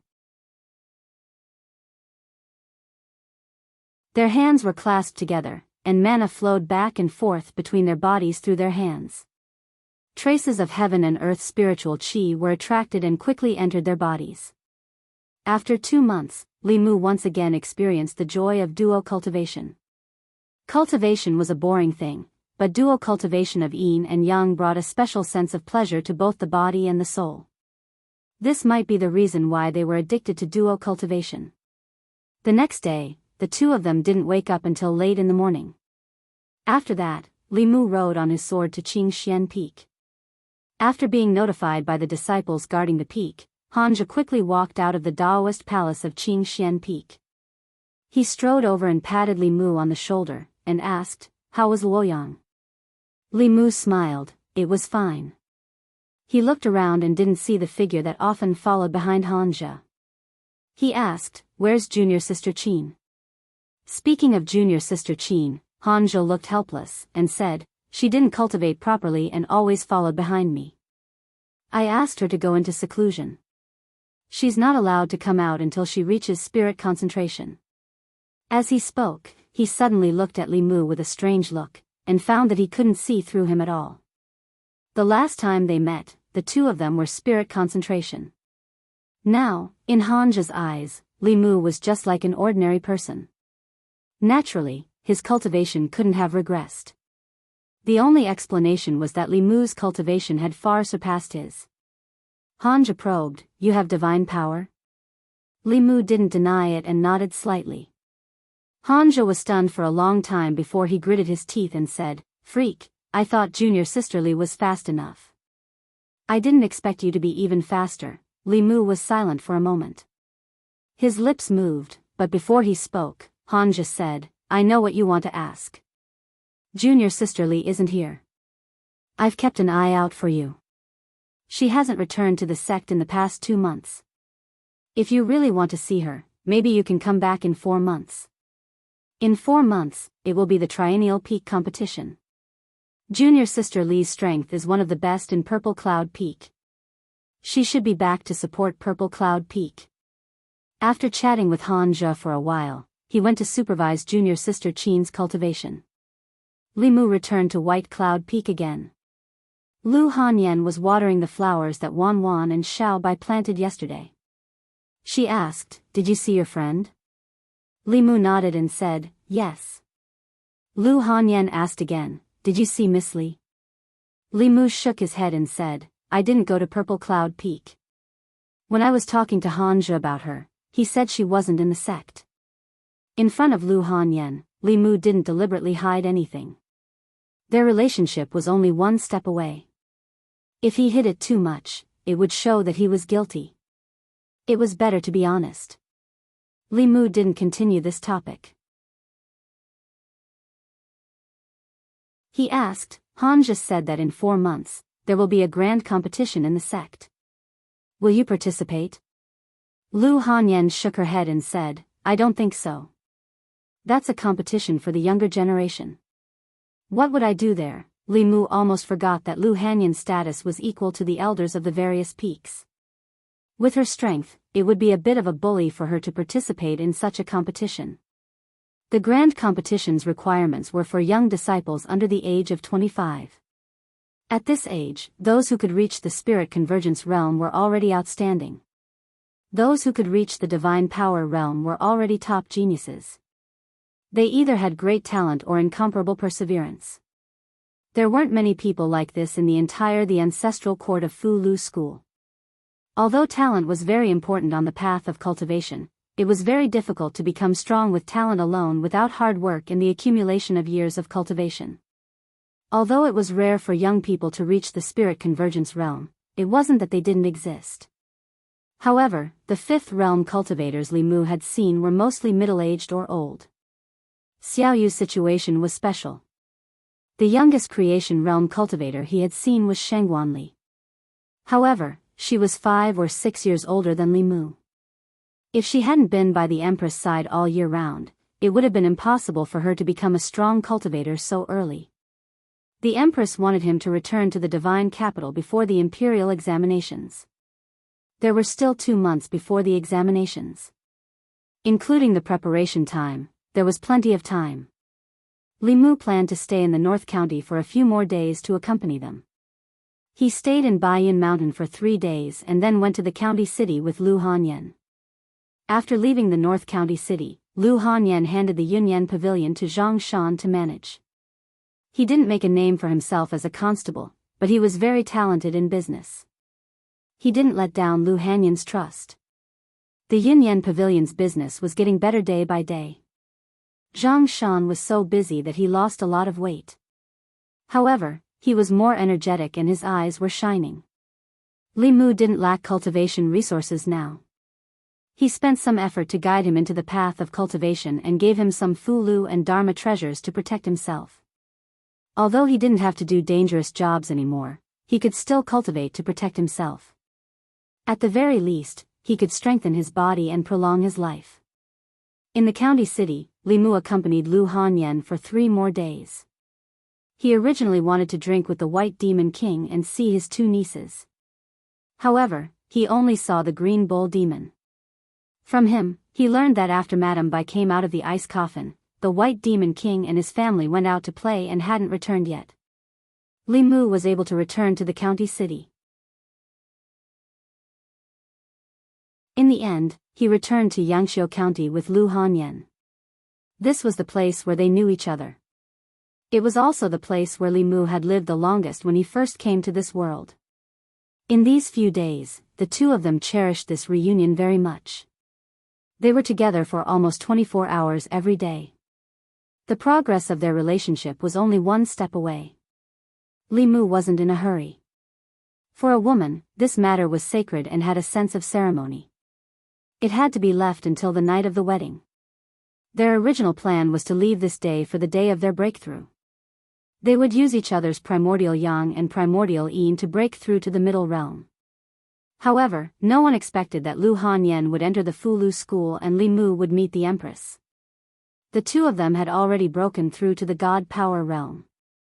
They definitely couldn't wait until the next breakthrough. On the 2nd day after returning to Yangqiu County, Li Mu left the city and went to Clearwater Bay. This time, other than returning to the northern region to see Lu Hanyan and Wan Wan, he also had an important mission. That was to bring Su He back to the divine capital and send Shui Ming on his way. After leaving the city, Li Mu flew on his sword and arrived at Clearwater Bay in an instant. Landing in front of the familiar hut, Li Mu was stunned as he looked at the surroundings. The illusion that Su He had set up was gone. The house by the shore had collapsed. The surrounding trees were crooked and some had even been uprooted. More importantly, the deep pool that originally existed here had dried up. The altar at the bottom of the pool was still there, but it was almost destroyed. The female corpse on the altar was also gone. Li Mu's face was gloomy as he searched the surroundings. Not only did he not find Su He's presence, but he also didn't find the 2 female ghosts. He only found the reason why the pool where the altar was located had dried up. For some unknown reason, the river that flowed through the Gulf of Clearwater suddenly changed its course 2 li before it passed through the Gulf of Clearwater, bypassing the Gulf of Clearwater. In this way, without the suppression of the water vein, the formation on the altar at the bottom of the sea would immediately lose its effect. Unable to trap the female corpse underwater, Li Mu looked around and saw the mess by the shore of Clearwater Bay. Could this be caused by the battle between the female corpse and Su He after she escaped? Although they were of the same origin, one was a soul and the other was a physical body. They both wanted to devour each other's consciousness to reach perfection. When the 2 appeared at the same time, a great battle was unavoidable. Li Mu carefully thought about it and relaxed a little. After refining part of Thousand Illusions' soul force, Su He's strength was much stronger than that of the spirit corpse.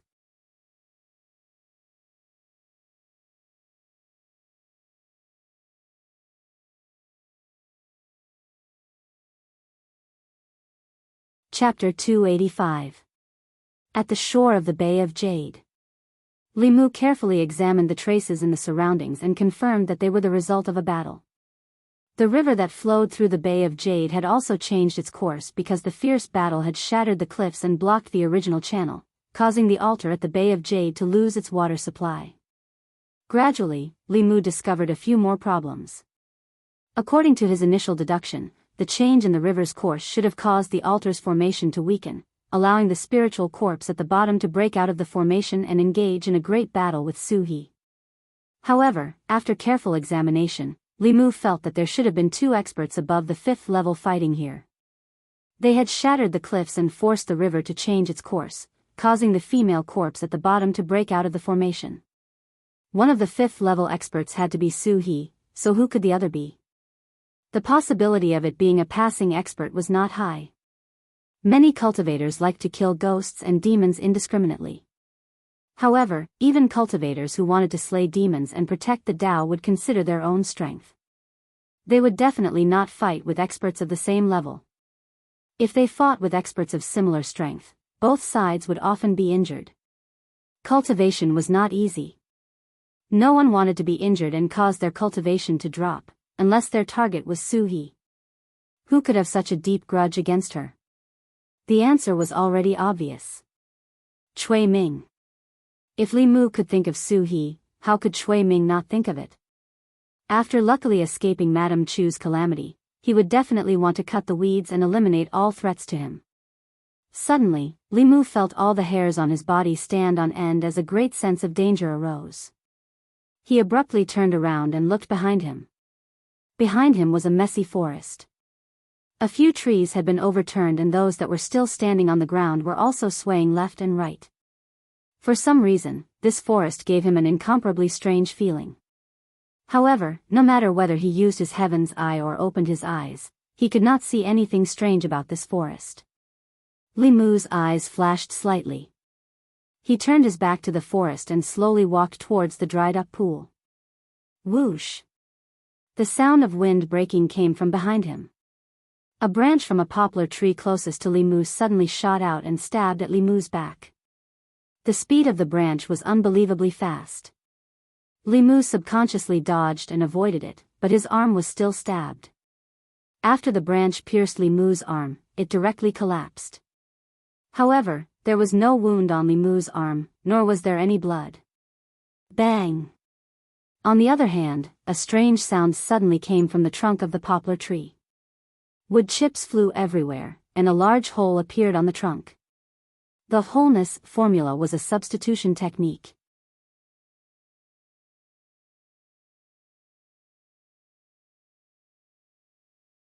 In the end, just as he was about to use his powerful spiritual power to heavily injure the female ghost and kill her, something happened.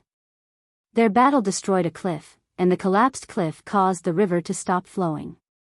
After that, a female corpse flew out of the pool. That female corpse looked exactly the same as the female ghost. Although she was only at the peak of the 4th realm, she was only one step away from the 5th realm. After the female corpse appeared, she first attacked the female ghost.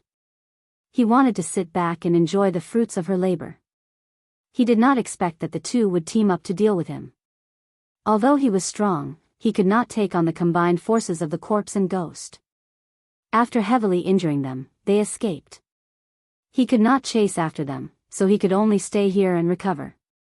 Today, he finally saw a human cultivator and wanted to devour him to recover. He did not expect this person's strength to be beyond his imagination. Instead, it brought him trouble. 5th realm tree demon. Li Mu's face was gloomy. He looked at the face on the willow tree and said, "Cui Ming sent you. Where is Su He?" This person pointed out Prince Consort Cui. The old man's expression changed and he immediately understood.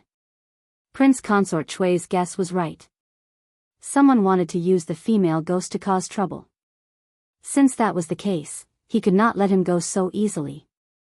The willow tree changed and turned into a skinny old man. His feet were rooted to the ground. Branches and vines quickly drilled out of the ground and surrounded the forest Li Mu was in.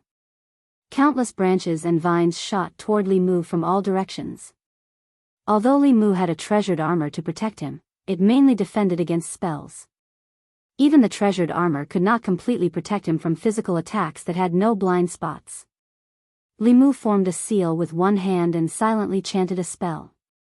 The Qingxian sword turned into thousands of sword shadows and surrounded his body. They scattered in all directions. Wherever the sword light passed, the vines and branches were all destroyed. Puff! The old man's body trembled and he grunted.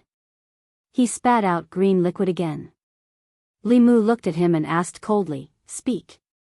Where is Su He?" The old man's aura withered again and his face was filled with shock. After the short battle just now, he was almost certain that even if he was at his peak, he might not be a match for this Abhijina cultivator.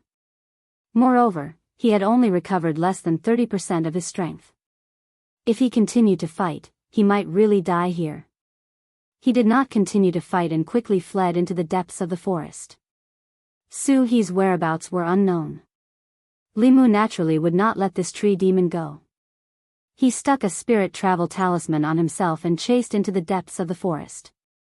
The injured tree demon was frantically fleeing. Compared to the prince consort's safety, he cared more about his own life. In the 100 years of cultivation, he had experienced many dangers.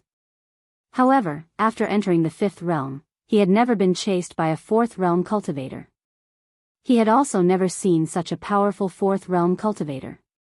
Fortunately, this was his home ground. It was not difficult to shake off the cultivator behind him. As he fled, he turned back to take a look. This glance made his soul leave his body. He saw that the human cultivator's speed was even faster than his. In the process of chasing, the human cultivator was constantly closing the distance between them. He would probably catch up to him soon. The tree demon was shocked. He did not dare to be careless and released his abhijna with all his might. Wherever he passed, trees grew rapidly. The branches overlapped and completely sealed off his escape route. Li Mu's pursuit was blocked. He simply flew into the air above the forest. Looking down from above, the lush forest seemed to have become a hole. Suddenly, it became quiet. There were no longer any strange movements in the forest. The tree demon had clearly concealed his aura and completely blended into the forest. No matter how Li Mu used his heavenly eye or opened his eyes, he could not discover him. 5th realm demons could conceal their demonic aura. The demon-seeking talisman would not be of much use. He could be sure that the tree demon was still in the forest. However, he did not know where exactly he was. Li Mu's body descended slowly. He began to search the forest carefully. The forest was extremely quiet. It was so quiet that he could only hear his own footsteps. After a long time, his search was fruitless. Li Mu looked around. After confirming that there was no danger, he turned his back to a huge tree and rested for a short while. A human face gradually appeared on the tree behind him. A withered claw reached out silently from the tree trunk. Then, with lightning speed, it grabbed towards Li Mu's back. There was no time to react at such a short distance. The withered claw immediately made contact with Li Mu's body. However, it did not pierce through Li Mu's body as the tree demon had expected. It grabbed his heart and crushed it viciously. The claw was extremely fast. The moment it made contact with Li Mu's body, it seemed to have collided with an iron wall. With a crack, it directly snapped. Li Mu quickly turned around. He grabbed the wrist of the withered claw and stuck a fulu on it. He said indifferently, "Freeze." The withered claw remained in its extended position. The human face on the huge tree also became stunned.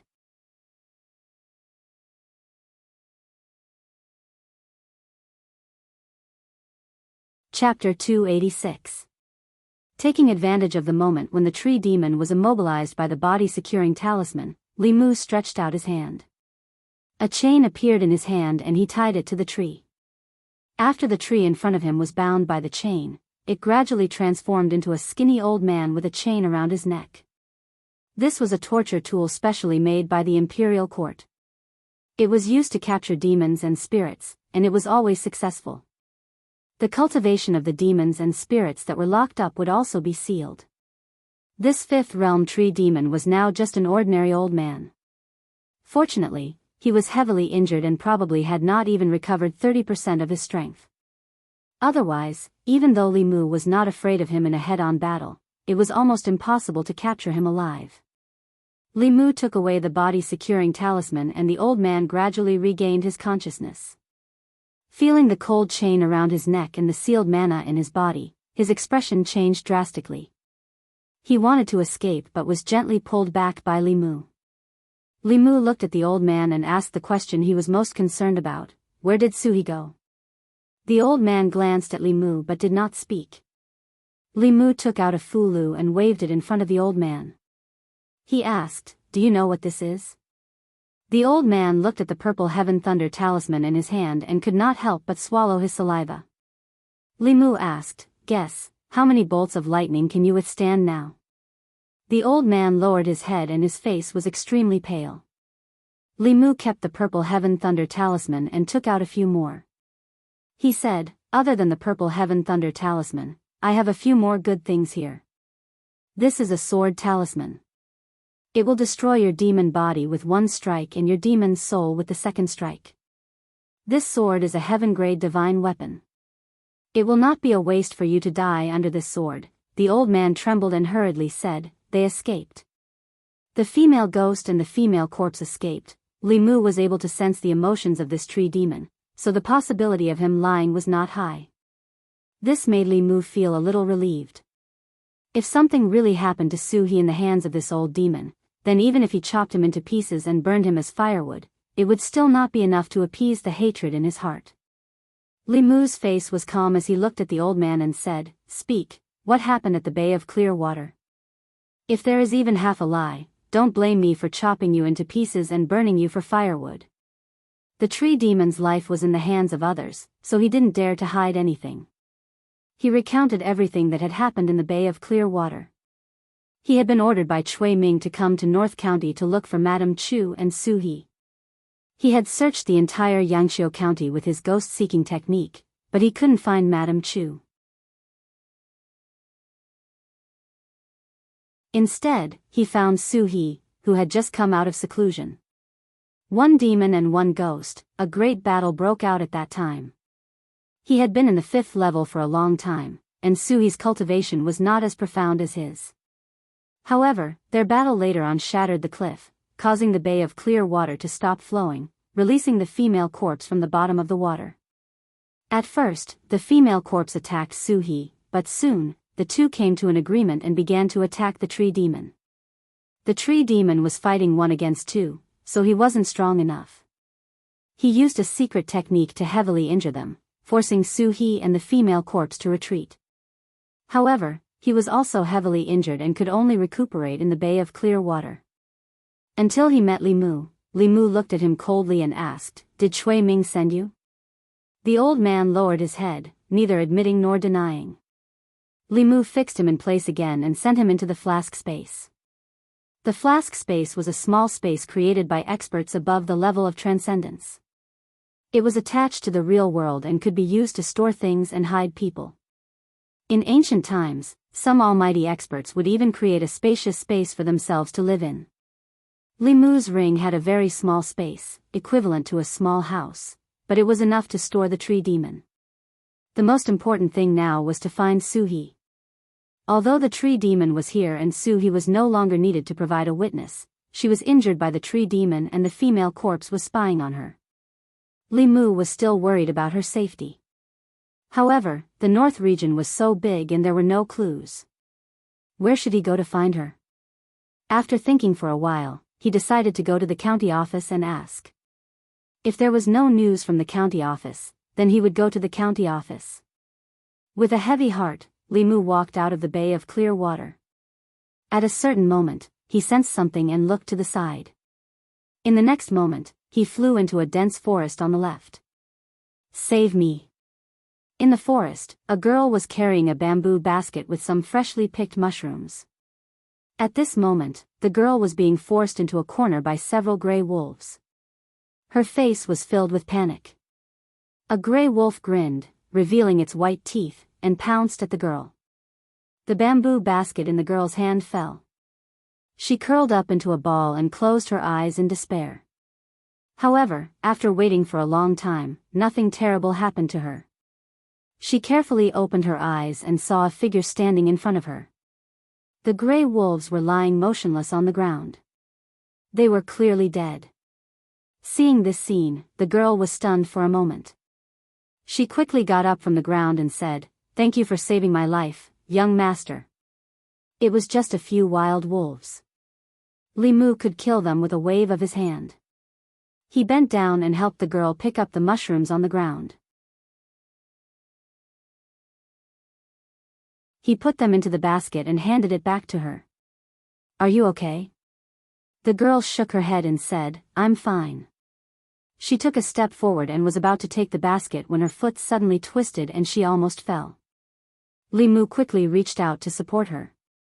When he approached the girl, he smelled a faint fragrance on her body. He could not help but sniff a few more times. The girl noticed Li Mu's actions and blushed. Li Mu coughed and asked, "Are you injured?" The girl looked down and a trace of pain appeared on her face. "I think I twisted my ankle." Li Mu thought for a moment and said, "I'm a cultivator. If you don't mind, I can treat you."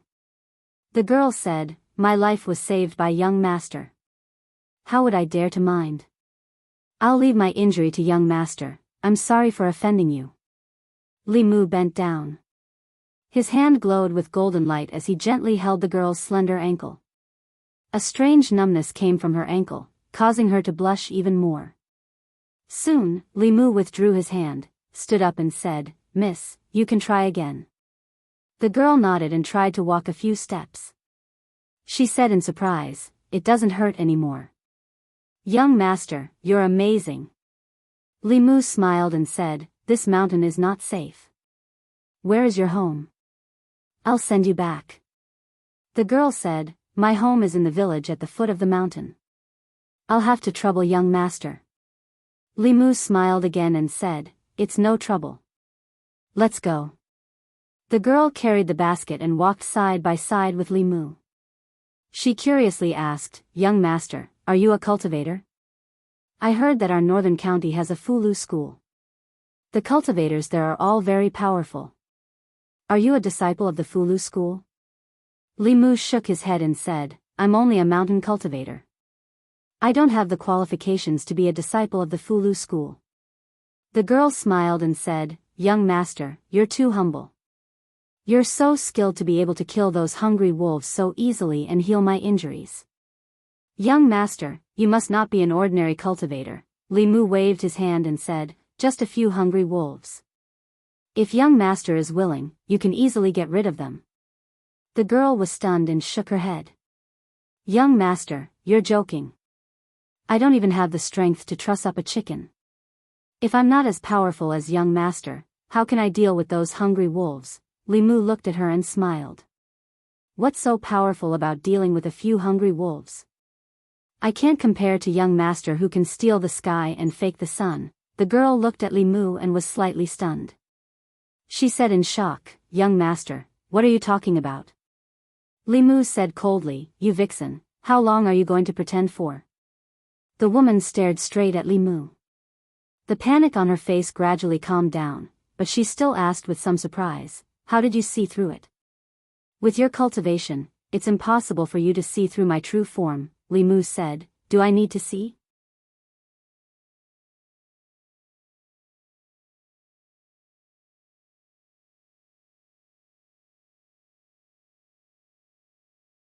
Chapter 287. After being exposed by Li Mu, that woman simply did not continue acting anymore. She threw away the bamboo basket, curled her lips, and said, "What kind of lousy forest is this? Even the mushrooms here are poisonous." Li Mu's expression had completely darkened. He kept a distance from the fox demon and asked sternly, "How dare you, demon? You pretended to be a human woman and lured me here. What do you want?" Li Mu could not see through the fox demon's cultivation. The demon aura emitted from her body was very strong. She was at least in the five-tailed realm. Seducing men and absorbing yang qi were common tricks used by the three-tailed fox spirit. The five-tailed fox spirit was already comparable to a human fifth-realm cultivator. The effects of human yang qi, blood, and soul on their cultivation were negligible. The woman smiled seductively and said, "Someone asked me to kill you. Look at your handsome face and soft skin. I can't bear to do it. How about this? If you join the Meizong sect, I won't kill you. I can also report back." Hearing the name Meizong sect, Li Mu's expression changed slightly. Like the Corpse sect of the Thousand Illusions Venerable and the Soul sect of the Nether Ghost Saint, the Meizong sect was also one of the 10 sects of the demonic path. It was said that the people of the Meizong sect were all handsome men and beautiful women. They were all good at seduction. It was an important organization used by the demonic path to collect and inquire about information. Li Mu's enemies were all in Fairy's capital. Who in Fairy's capital was colluding with the demonic path to be able to hire the assassins of the Meizong sect? Cui Ming, Zhou Ting, the assistant minister of the Ministry of Personnel, the minister of the Ministry of Revenue. Li Mu counted and found that he had offended too many people. There was no way to determine who was the mastermind unless he asked the fox in front of him. Then he looked at the woman in front of him and asked, "Who asked you to kill me?" The woman shook her head gently and said regretfully, "I can't tell you this unless you go back with me," Li Mu said. "Then let's see if you have the ability." The woman smiled charmingly and said, "Then I'll let you see my abilities." As she smiled, Li Mu's mind wavered. However, he had been tested by Xiao Bai for a long time and quickly regained his composure. After silently reciting the clear heart mantra, the fox demon's seduction technique was completely useless against him. Her charm failed, and the woman said in surprise, "No wonder you're so bold. You do have some skills." 2 short swords appeared in her hands. She smiled and said, "Since you're not willing, then I'll beat you until you're willing." As soon as she finished speaking, her figure disappeared before Li Mu's eyes. He immediately used the fighting word incantation and his body instinctively lifted his sword to block. He fought with the fox demon who wielded a short sword.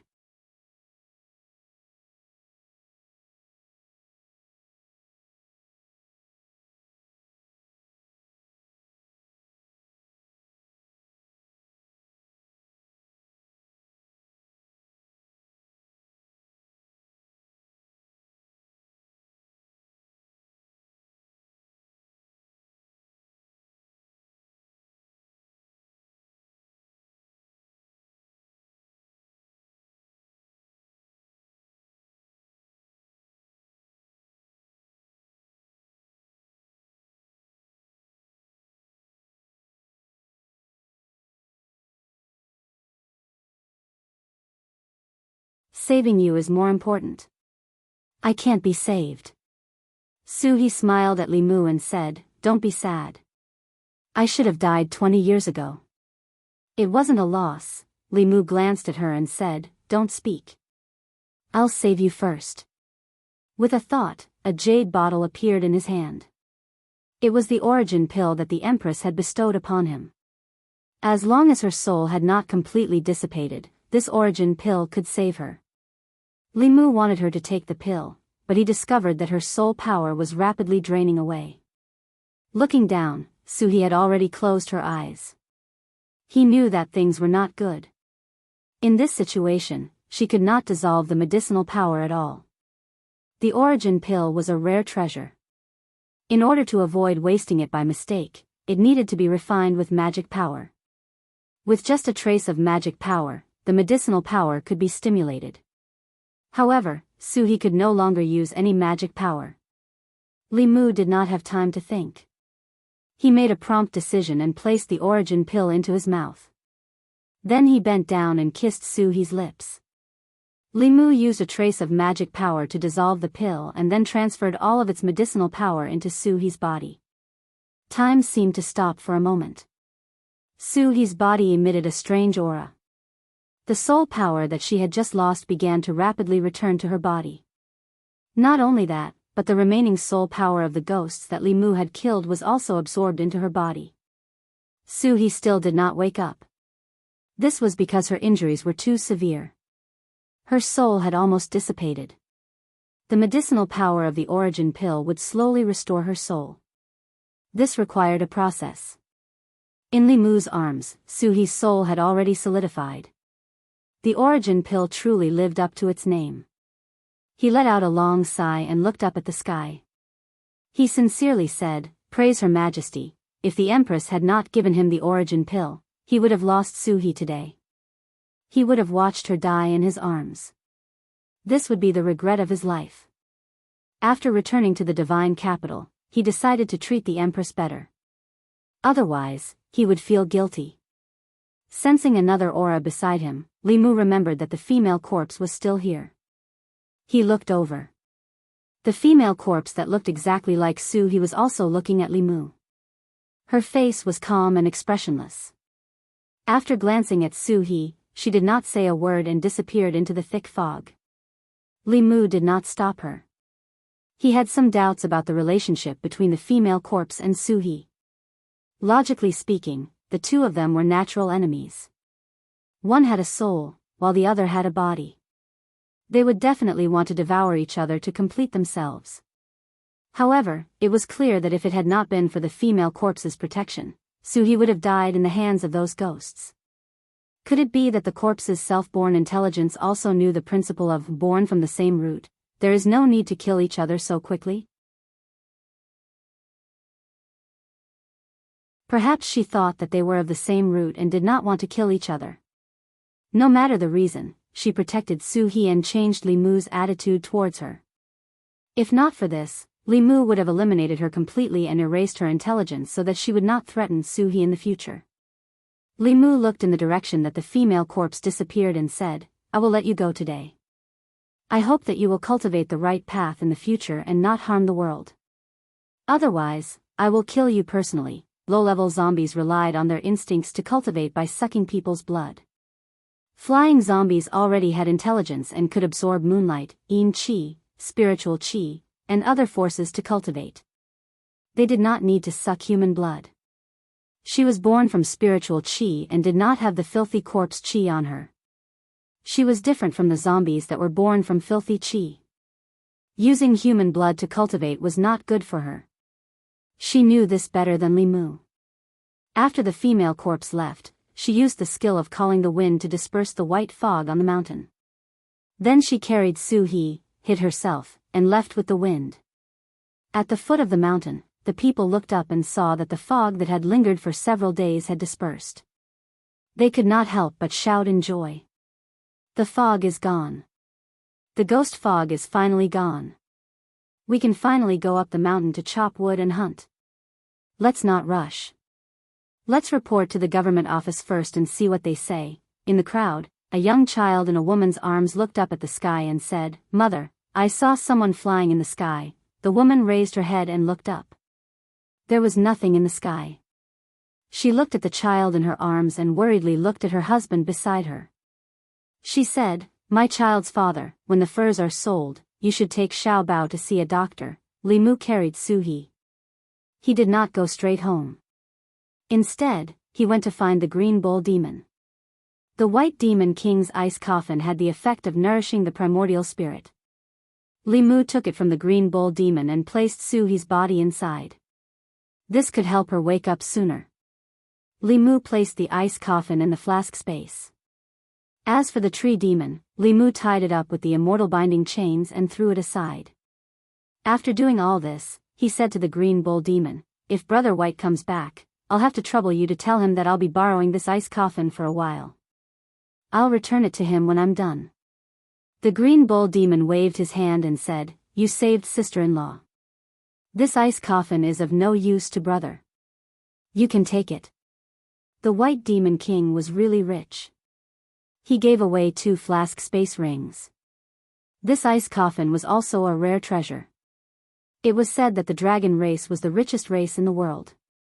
This was probably not an exaggeration. Marrying a dragon was equivalent to marrying a treasure.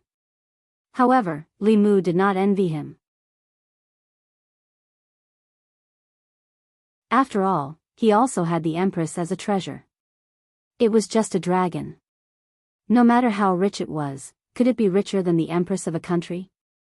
Su He was already fine. Li Mu was finally relieved. What he needed to do next was to quickly return to the Immortal's capital and hand the tree demon to the Empress so that she could deal with Cui Ming. This matter could not be delayed at all. The Phantom Princess had escaped. She was very likely sent by Cui Ming. If she tipped off Cui Ming in advance and let Cui Ming escape, all his efforts these days would have been wasted. However, the inner guards had been watching Cui Ming. It was not likely that they would let him escape. Li Mu returned to the county. He planned to send Lu Hanyan back to Mount Baiyun and then immediately return to the Immortal's capital. Walking on the streets, he heard the commoners discussing something. "I heard that the county government caught 2 evil ghosts. Is it true?" "It's true. I saw it with my own eyes." They were two female ghosts. They were quite pretty and didn't look very old. I don't know what they did to harm people. Our Yangqiu County is becoming more and more chaotic. In the past 6 months, who knows how many people have been harmed by demons, ghosts, and zombies. Li Mu had already walked past the county government. However, when he heard that the county government had caught 2 young female ghosts, he turned around and walked back. After the Gulf of Clearwater was destroyed, the 2 female ghosts that he had sent to Suhi to accompany her had also disappeared. It couldn't be that coincidental, right? He arrived at the county government and found Constable Zhou. He asked, I heard that the county government caught 2 female ghosts. Did they harm people?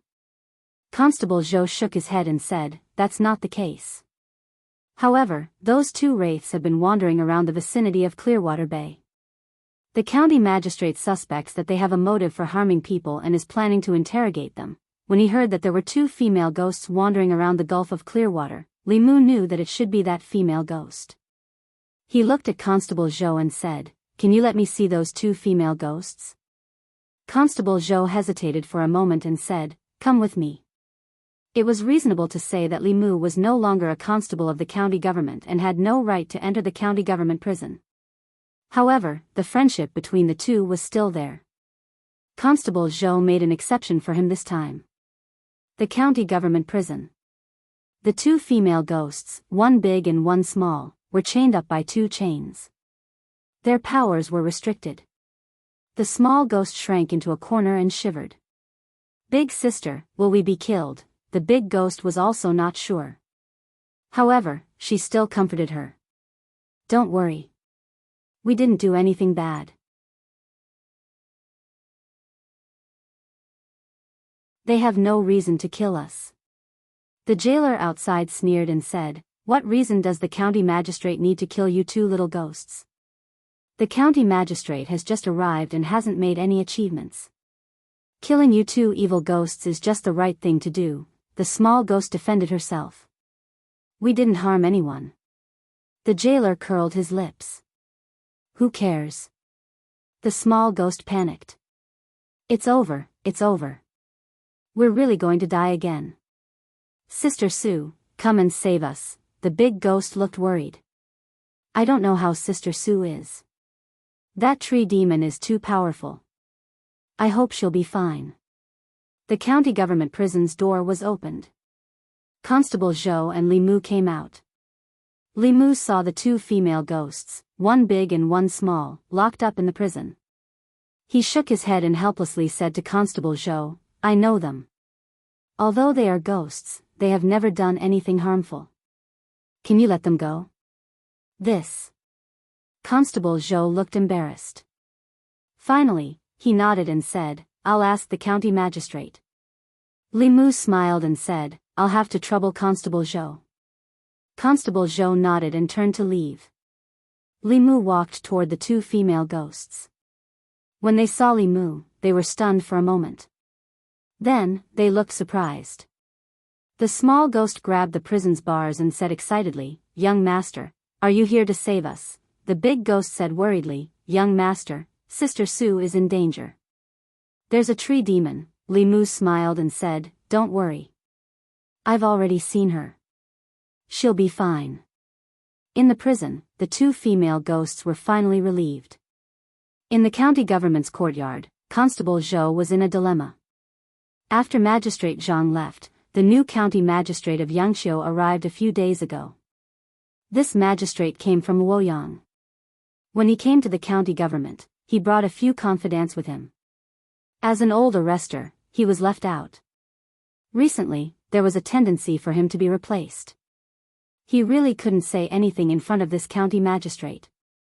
However, Li Mu was his friend, so he couldn't refuse Li Mu. He hesitated for a while, but still walked to the back of the court. He knocked on the door of the back hall and stood outside. He said, Sir, I have something important to report. After a long time, a faint voice came from the hall. Come in. Constable Zhou walked in. An official sitting on a chair asked, What's the important thing? Constable Zhou immediately said, Sir, the 2 female ghosts caught by the county government today didn't harm anyone. Is it better to let them go? The official looked up at him and asked, Constable Zhou, are you instructing me? Constable Zhou immediately said, I don't dare. The official snorted coldly and said, those two female ghosts didn't harm anyone today.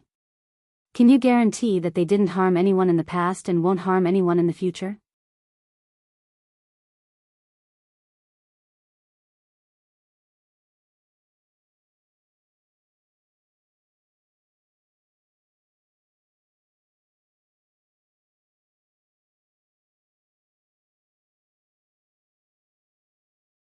After that, the Zhou family didn't even fart. If such a person held a grudge against him, he didn't even dare to think about the possibility. After a while, Yangqiu County Magistrate Yang Qiu took a deep breath and patted Constable Zhou's shoulder, saying, do a good job. I have faith in you. After walking out of the county government, Li Mu turned to look at the two female ghosts and said, Sister Su is still in a deep sleep. It should take some time for her to wake up. You too, do you want to find a cave to cultivate or follow me and wait for her to wake up? The two girls said almost at the same time without hesitation, follow you. They had already experienced the fate of two lonely souls drifting about in the outside world. They were either devoured and enslaved by stronger ghosts or captured by the government. The days in Clearwater Bay were the most comfortable and peaceful days in their two lives. Following Sister Su, not only did they not have to worry about being bullied, but they could also receive guidance in cultivation. This was something that the two lonely ghosts could not even dream of. The two female ghosts made a decision. Li Mu threw them a few pieces of spiritual jade and let them cultivate in the flask heaven space. They also took care of the tree demon. Only then did he return home. Tonight was the last night he would spend with Lu Hanyan. In the next 2 months, he had to prepare for the imperial examination. The imperial examination policy was originally set by him, so he knew better than anyone how to take the examination. After the imperial examination, he would be busy for some time. In this way, the next time he returned to Beijing would be at least 3 or even 4 months later. This meant that he could accompany them for a period of time like this. If it was just meeting and dual cultivating for a night, he could come back at any time as long as he asked for leave from the Empress. However, Lu Hanyan also had to go into seclusion for a period of time when she returned to Mount Baiyun this time. She had to master some of the divine powers and spells that she had just learned. The possibility of the two of them meeting often was not high. The next morning, after sending her and Wanwan back to the mountain, Li Mu and Xiao Bai did not delay. They used high-level divine travel talismans to rush back to the fairy's capital at the fastest speed. They did not rest along the way and finally made it back in the early morning of the third day. Ziwei Palace. The morning assembly had just begun. After Li Mu was summoned into the palace, he cupped his fists and said, Your Majesty, I was ordered by Your Majesty to go to Beijing to investigate the incident 20 years ago. When Princess Yunyang's son-in-law, Cui Ming, killed a woman from Yangqiu County, he was ambushed by a fifth realm demon.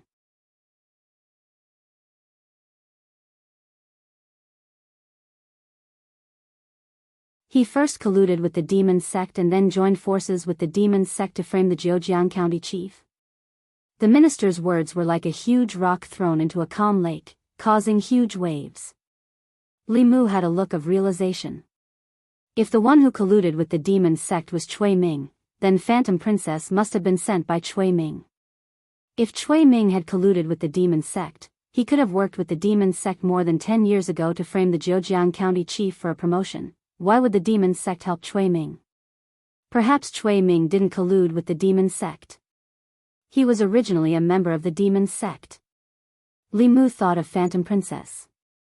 She and Cui Ming had something in common. Both of them were unusually beautiful. Phantom Princess was from the Meizong sect. Could Cui Ming also be a spy from the Meizong sect in the imperial court? If Li Mu could think of this, so could everyone else in the imperial court. The minister had finished searching the soul of the tree demon. He said with a murderous tone, Your Majesty, from this demon's memory, I found out that Cui Ming is a member of the demon sect. He is also a spy from the Meizong sect. More than 10 years ago, the case of the Zhejiang County chief colluding with the demon sect was also framed by Cui Ming and the demon sect. Preposterous. How dare he? A spy from the demon sect. He actually has a high position in the imperial court and has been hiding by our side for so many years. At this moment, an old man stood out and said, "Your Majesty, this is a serious matter. Can you let me search the demon's soul again to confirm it?" Shang Wanli heard the Empress's telepathic message and nodded. "I'll have to trouble you, Minister." All the officials looked at the old man. The minister was very experienced. He was an old official from the previous emperor's era. He was neither a friend nor a foe and was deeply loved by the people. He was also a sixth realm powerhouse. Both the new and old parties respected him very much. The old man slowly walked forward and pressed his skinny right hand on the demon's head. After a while, he slowly opened his eyes and said solemnly, "Your Majesty, the minister is right. Cui Ming is a guardian of the Meizong sect." The case of the Zhejiang County chief was framed by Cui Ming and the demon sect. You're tuning into the Carefree Valley YouTube channel. Don't forget to subscribe and join us on this journey to catch the most captivating stories.